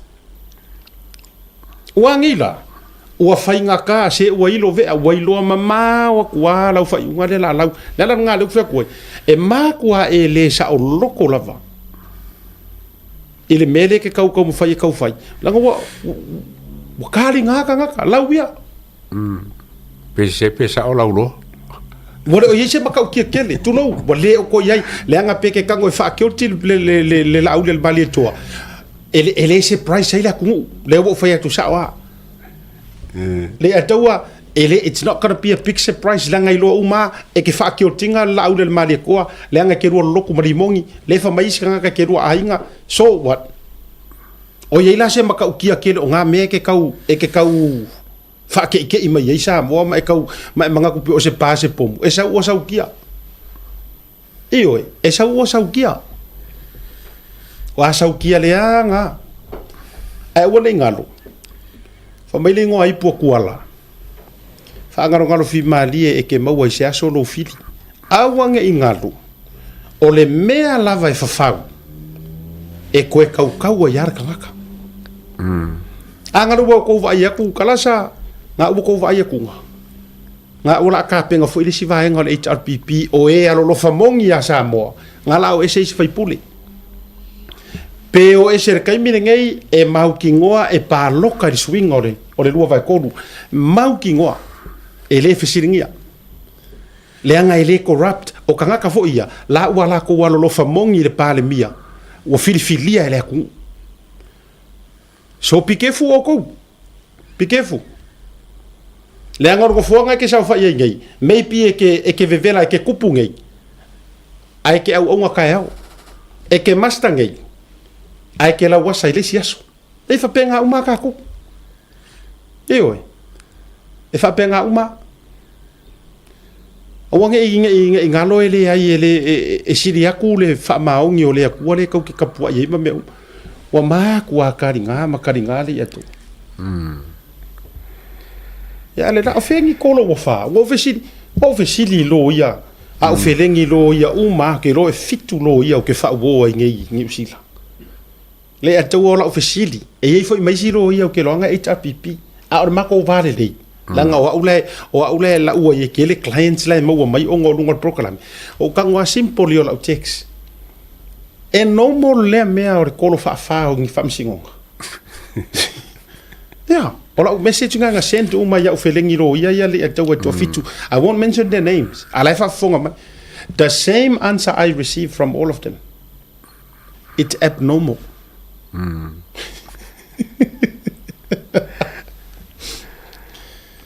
asir sila la ka ko ye maka ukia le atu wale to inga vanga fapia wakale look for se fayu no mo wakale ko fia pesa o se wakale look for ye no mo ki ko tulo lenga I know in my heart and God knows ele se ka pulenga le wa o fa ya ku mama lava uia lenga ka ki fa masingo maka ko no ke ku no none whatsoever langa o ke fefe fo ia umaka o ke fefe langa o fo kuanga fo ile au mai la o fefe au ia kia ule atu kala le ala o fefe o ke lo fo fa penga la o epicopo kala le o wata fe me kia ia e kaukala i le ami o kongu. Auange i whaapio inga lau kalangoa o ngā o se mea e ke au iai. Lea lau ke whaiaku o ke fefe fo ia. O ke fefe mo uola makau. Inge i mea ange ua whaavalea inga i lea kuaro ungu mo ufasa fasa solo le au wala ma kulanga whapukulou. Lea ngai iai le tūlanga whaasala i mea whaapea. Lea lau ke whaiaku. Lea ngā i le case lea. E le iai ma se whaapea mai o se whaakogunga se la auri lei ma se e o fo il minga makarakalangoa ma se e o le taimi lea e su e solo ai e leo Samuelu i Samoa lei ataua e o le taimi lea e o kaimi ngā kua i leo ai mauru Samuelu kongo le ako pau lafi o aku leo kasi i ako solo bewa i lai kongeki mai lava Samuelu le kaimi nga na pau ale mea lana whai Samuelu le surviving mode fo i lele langa wasu e whakapiko i leo i Samoa. There's a lot into this. Eo o le au whaingaruenga i whangau resi au ri kama fo i le whangau Samuel. Wo i hei leo o le ano i o na evidence o le whaakari i le real case. Ele se real case. This is not a real case. O le hit and run. O le ala au ke ngofo o ka ngia o fo i wha maunga mangi kulanga whapenga. Eoi, lela nga le makua I ka mai ai longo ya kia e ka langa ngo meli ai kua o fa makala fola o mai le fala. Ah.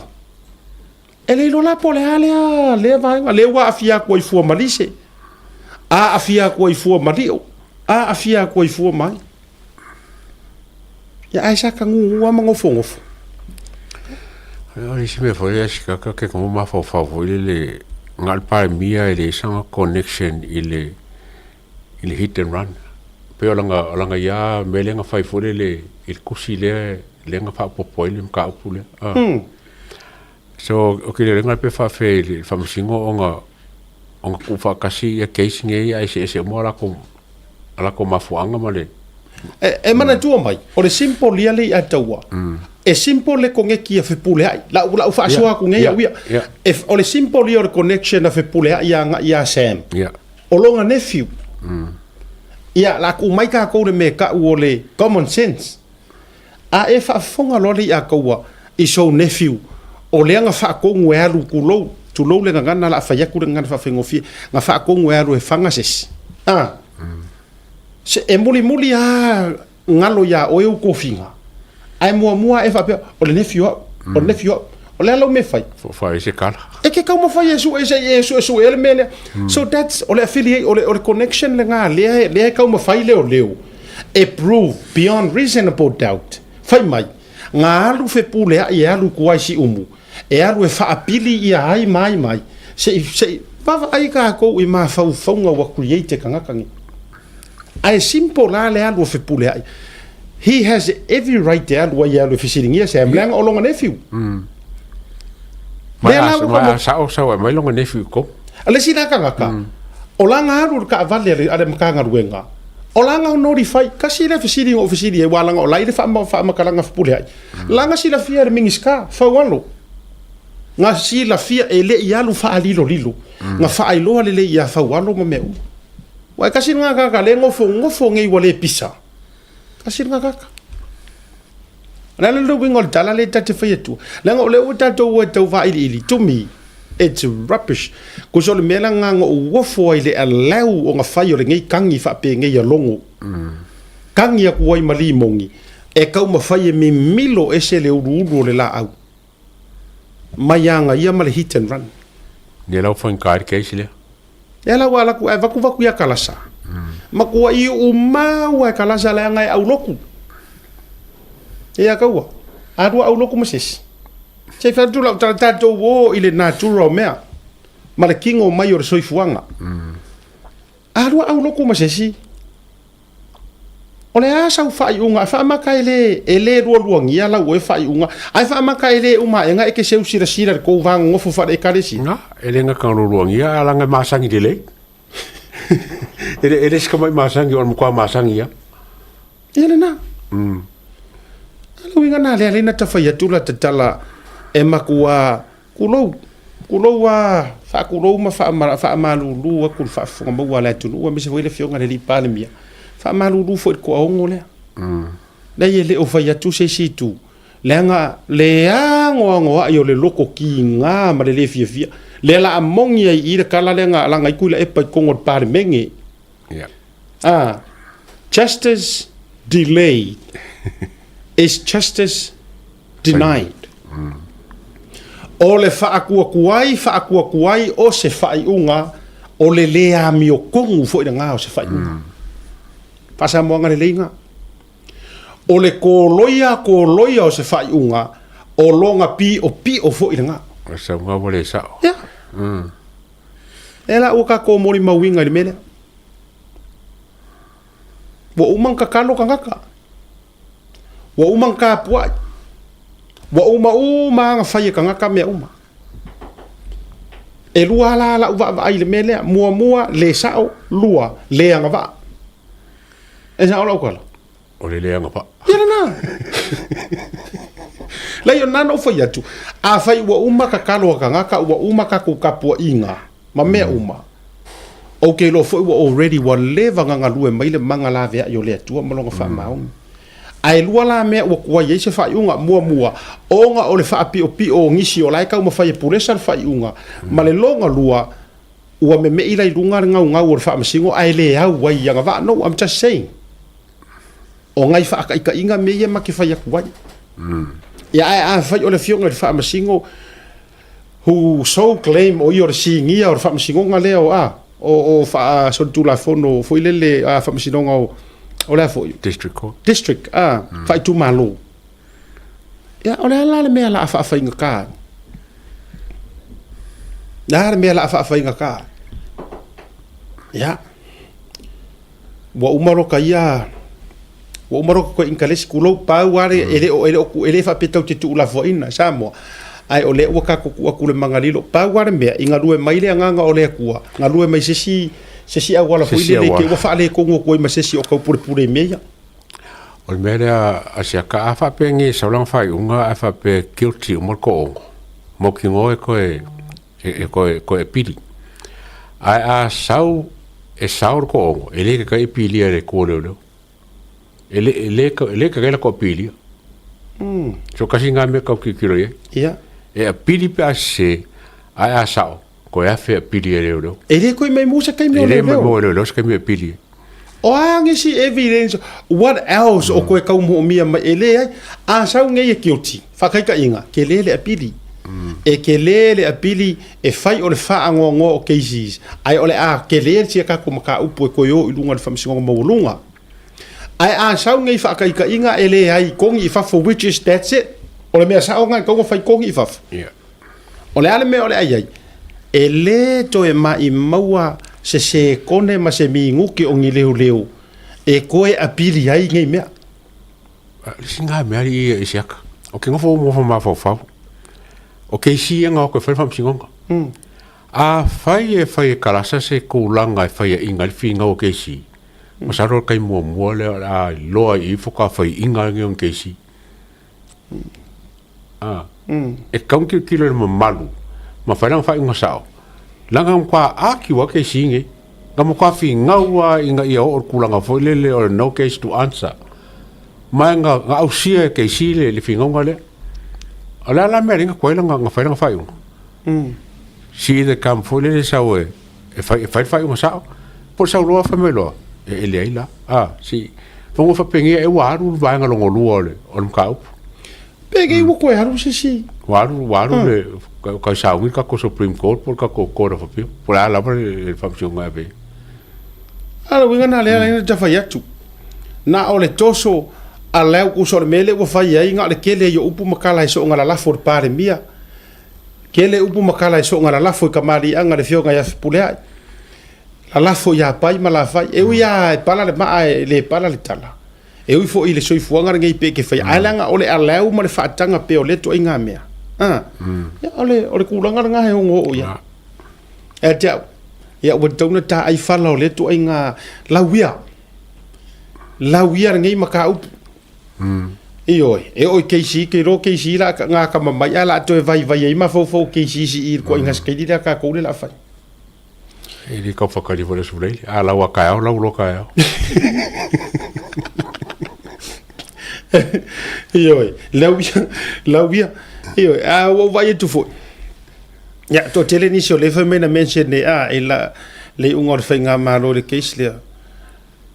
Ya, ta ilo ya yu tele mata ule na por kalame. Fuka mai. Te fa mai to tele ni so to atu mai sa ta ua fo i le por kalame palo le iti. Ya tele ilo la ke ri maka ya u nga pole o le tulanga ya I don't know vitalia le tangata ya lana su nga matulanga fa pena. Ai pino ta fa yatu. E tele fo tangata na la to fa o mai kala fo ya ngisi fo ingala ko karkarango ai le keisi le nei. Iyo. O le fo no fo te no fo ma u pu o mai i se tala noanga marisika male a re para in lo limong. Iyo. Ina ua to e fo ya tu sai Samoa. Ya ai fa matala ai le malai va le se tasi o tangata na la malanga nga ke le loa. O kanga kalea. O le matua numero tasi o fans le tauta ia. Ai ngofo fa makala iai. Langa viu o le unga o fa msingonga lea. Aur kanga kalea. O le prada ino le upo foi le oi merpong. Le foi la mandu pu telo pe no fa so toile tau. Ile tu langa o lana foi fa mai o lana va ai lea. O le winga na tala. E ono e liki mai ia nga va ai la ko karkarangoanga. Da karkarango mlimo. Iyo e. E liki mai i pe no ta fai atu. So ele se me o ko elilo. Ele ai ma se si ko o se me o ko elilo. E bena ta fai atu. O kolo se me foi la se vai. Le si vai nga te tau no consider. La ngofo si kengi o kolo o lise. Ngofo wale ai ni me ma fai e o yo lato sa o tonga fo ilele o lai ngo kia uma loka sa mi pe se ka fa ka loka sa mueru pe se kanga ai ngale aku ko kongo ai sa le mau ma ko o mai fafo le ma fai fa sa li se kango fai me fa sa fe pule ai fai me fa sa li o nga sa we kala ngo ku sa o le ma to e pe ya o le ke fa pui ku ta si la le va nga o le van te tau no o ye se fa ko fa la inga fa masingo ngi consider ko inga me fa pe. These are all political prisoners. Te vai. Pang ka fa porkiki. Lena. Ia yo ngi kanga ka sengi upu makala la e fa pe na so ifu. A wale fa ia se fa unga matulanga fa pe na le pe le anga o le tonu le me ia. Ia ai o le unga le la lolang. O vai aso fa msingo ngari. Ka au ku le pa ma ai o ma palmia. Oh. Lena sa unoa na neile fionga minister e moni na o mai te au fa metalanga lea. Na toi talo sanga na uia e tuile e pa e tau wala tu le pule ngali i fai pule le no. Le no o fasta uta tu lo le fionga sa tu ala me se fo yo le la un fausia. Ya o le to o le menino fa pe fo i le tau so a fo yo le ba pu na fa dua. Ya tamara mo mana tu na tu ma le matua ya to o ve ba le maru fa le fitu. O le upu e o ke lo wonga sila fia wonga se a e manga ya la o fiu e ado e fa sufi le finga ngalo marco fa sa kwala le fiu anga ya ai tasi ya le finga ngalo le yo e sa idi met fam singonga le anga a fai e mongi sa e alo fa mongi ma e manga ku de vale ka le kaunga fa le anga o kala le mela le ka fa kwa le ala mo ko fa le me le ala o ko yo so ka fa sufi fa fe kai la o fionga mingska wa onga e tapa time se ile ala ngor ka ku anga ka se ia ia le la wo umanga nga fe ange ka fa sufi finga ngalo le ngu mari ku malo ele ya ele ka dia la wa ave fa msiko asia ka le mele ma li la mai ka ku ngo mo wor kala le o le mela yo le alu fa isi fa pule funga nge e fa sufi o ese mal fa vai o sangi kusi fai me ala korkolo o i ala korkolo ngai a ko va ai la i fai pule le chapipi o le hypocrite la ko ko kai kai on ko fa la ko kai kai e poco fa oso ko ai korkolo ala fai mele ya o to sila la ia tu langa o le la e alu fe ko lo fa ia ka so le pule o nga ukia au kia nga yo nga le fe ko fa ye ko so le pule ale o fa o so o to lo fa o so o to ina ia o to te ke ia te o la tu o la lo sa o ale la tu o la lo le I sui fai pule mai tu malo ia wa au mai solo tu singa I lunga au ba tu vo mai observer ia ai mai ai lunga le ata na isi fai pule le fionga ia tu ia ia o le tofana bulo ulu ia o le fionga ia le na tai ia ai mai se fo ole sunga ia lima wala ko wo mai ala do na wa eu ese o to lo ai wona ingalo ele o tangata ia fai ola fai ku malo ia te wa ia le atawa godfather ola ule na ole tu ola lo nei asiata for the time being a faya o ko loko ia o le finga ngalo le ko ku malo ia te hanging there ai a faya ku lango le paro ka ingo me ko kongole pale menge nga wo ko si le fia me ave ir ku paroka nga wo ko si le fia ai wo si le fia fo I le fionga le pale mia I ku malo ngai e launga kasia u mai fa manguyanga ku fa kasi langa ola ulea take personally e mafainga ko e faide tu langa pe o le mele o tau wasa ile fionga ia tayoli seu ai asira sila fo e umala va e tutte manu malo o le upu mongianga lenga Afrika ngofi le fast e fa popo e fa maupo mai ma fusi le fa o malo ma sikia o ko wilunga e matua tali sa paya le a o le tu a to mai fo e suia mai le fast le tu langa ia ia e fainga tana to e fitu tu na imoni ao tu langa o sui pal o sui mingiska ma vaenga ona ola ua ta oto I langa tonu le nei va le tu langa wa ia ai e surely le o le motive le a fu ai ona feli wa ina nisi ona oni tu langa tofi mani tu langa fa pena ai o le motive po o le manatu au tu ina ia manuia le ku malo so to me ia li atawa ia te una e mafai anga fa ai loa langa o le usi la fia sa mo o le uke nga fa nga mea ma o le fia nga fo ile e mafai langa nga ngof nga sa fa I pe ile no fo le HRPP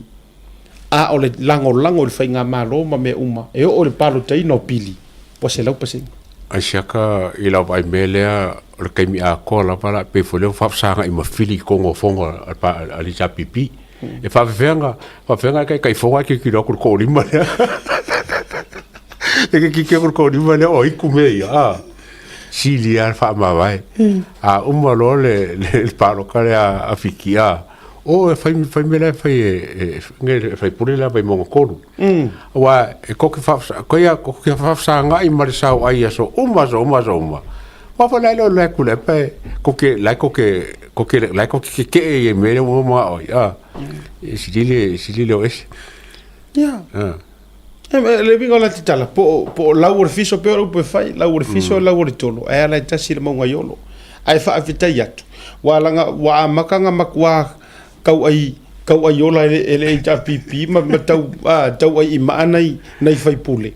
ia ala ile ia se vaenga a me ua fa mani no mai so la tu o kawaia la ko fa io ele na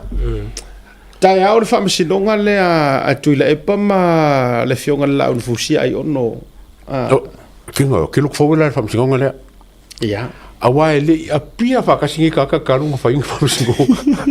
ia tuila kulepa ele ia fa kasi fa msingo do you think it had what la fo mo ko ba ngala ko a wengi ia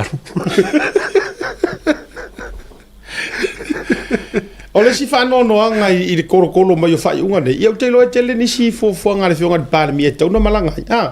ia te lo lai fa wa ka fia uma ngai fo ole ngo fo se ia lau le unga la ia firme fa ke se firme ia firme fa mo singo fa ke so la du alfa fia la ai ole ula le Pero kupu voile sei ka ko vai peru seri menga le ko fi mo ka peru kaya o ko ya la la fonga la o kuskala ma la pueka pu e fa le me ya ko inga la ko fa fongo la ko fa fam 5 e ko mai ole ai ngo kolo kau ke re ro po ile sa fa ile keisi le au ke ro fo le ai ngo kolo le ai ngale lai hai io o le si keisi o afele keisi o no le tato temi pe mo ka fo keisi ko lupe talo fai pe mo ka o keisi ko lupe ya tato talo ye na keisi skolo ka what do you think e kolo la so le me fo le fai fo le keisi ya o tatou o le ata pena i ngā kolo wa pe la ka ko o yaso sisi ngā fu a Samoa yaso ia o ai ngā kolo pe la fai ngo fien ka ma ke ia me ala fo singo mai ka no io e mo ba ke o a fa mai al tatou po kala me ona o le ua te tasir mi tali tu la fitu a na inicio fa linga ona batule o le si fa linga le fa linga o le fono e na ona toi fa mana tu le mamalu uma o le mafutanga nga i fo le vao i le fanga i te tonu o sini au se talia la tatou fono tanga e pei ona tu poina mai mo le aso sa nei lua sumaleiva o mati i le no foga mazani i le tolu i le afiafi ia fai fo o le na lava e tau fo le fo le mailo sa ia saulo tatou no te mea fatasi e mo nisi fa matalanga e te fia mala mai ona fa so taile o le numera o fa tasi o lua tolu o i vaiva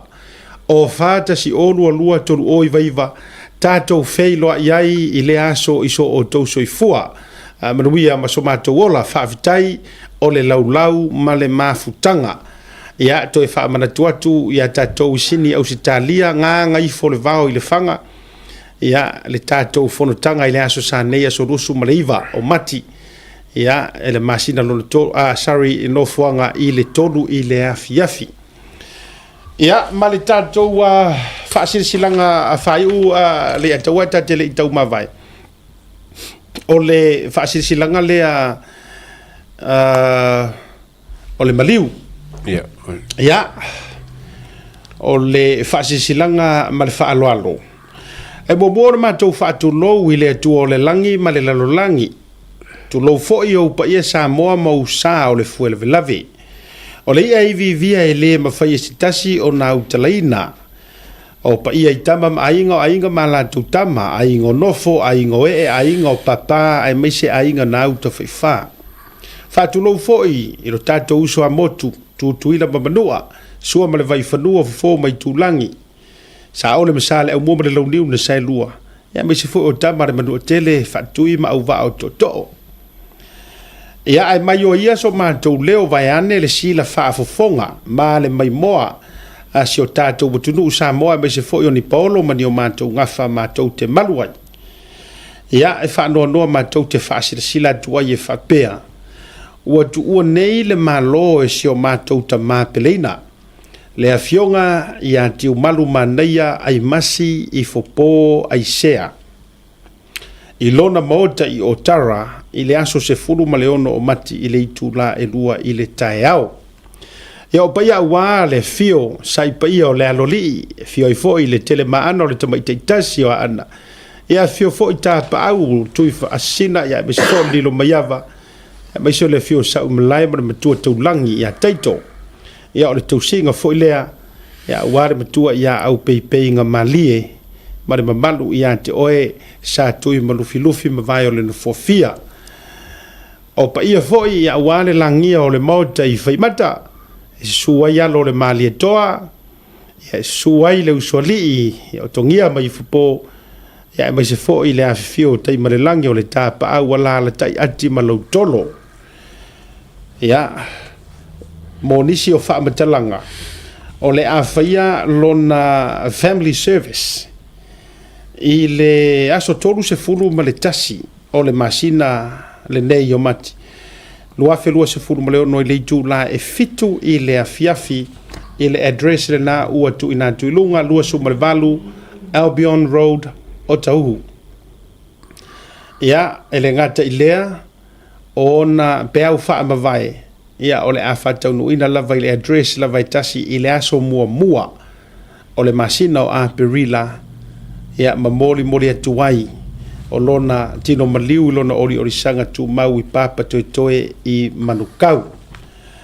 Ia, sa inia le nei whaasira silanga, mo nisi fo e wha amatalanga, wha mole, so tai le numero le na watu ina tuilunga ia o lua tasi o lima o ono faono o le numero le na so tai ai le sunga ia por fitalinga ia faalongo ai sea ile o lua tasi o lima o ono faono ia po o le tofa ia lio fonga tu lavender ile numero le o lua tasi o fa lua lima valu ia o tulaga uma foʻi e moʻomia ia e mafai foʻi ona fifio atu aiga paolo magafa i le address se fulu ma le fā Gizom Blaze i Mangere East ia i nei augilani ua saidia foʻi le dei faasilasilaga e le talaiga ia faalongo ai sea tesimale leta vetemotu satimani matai o aimasi taingalue kuan vaolotu fualema fetuao aimasi tesimale malu o maunga puava Malaysia tonu mafono tesimale onusai le afa mau utulua li o satimani alofaifo faapaia fualema sale kuan sulesa mai mau ifopo ia o ila jona le o sainia ia ile nei faasilasilaga ia le tuua foʻi o le malo e le afioga ia tiu malu manaia ai masi ifopo ai sea ia faamaise foʻi le agaga o le atua ia i le aiga fanau foʻi ia e maise foʻi o paolo magafa ia ma i latou faavauvau aiga poto ona o le valaau o le atua faamanavaina o galuega ia ale tamā matua ia tiu malu ai masi i fopō ai sea ia le atou maatapokalame se vaega te fia saulo ai Kafe loi kaeao. siu leta ia tatou feiloai le asota ma le ia taua tatou feiloai mo i le asota e ao soifua ma ia manuia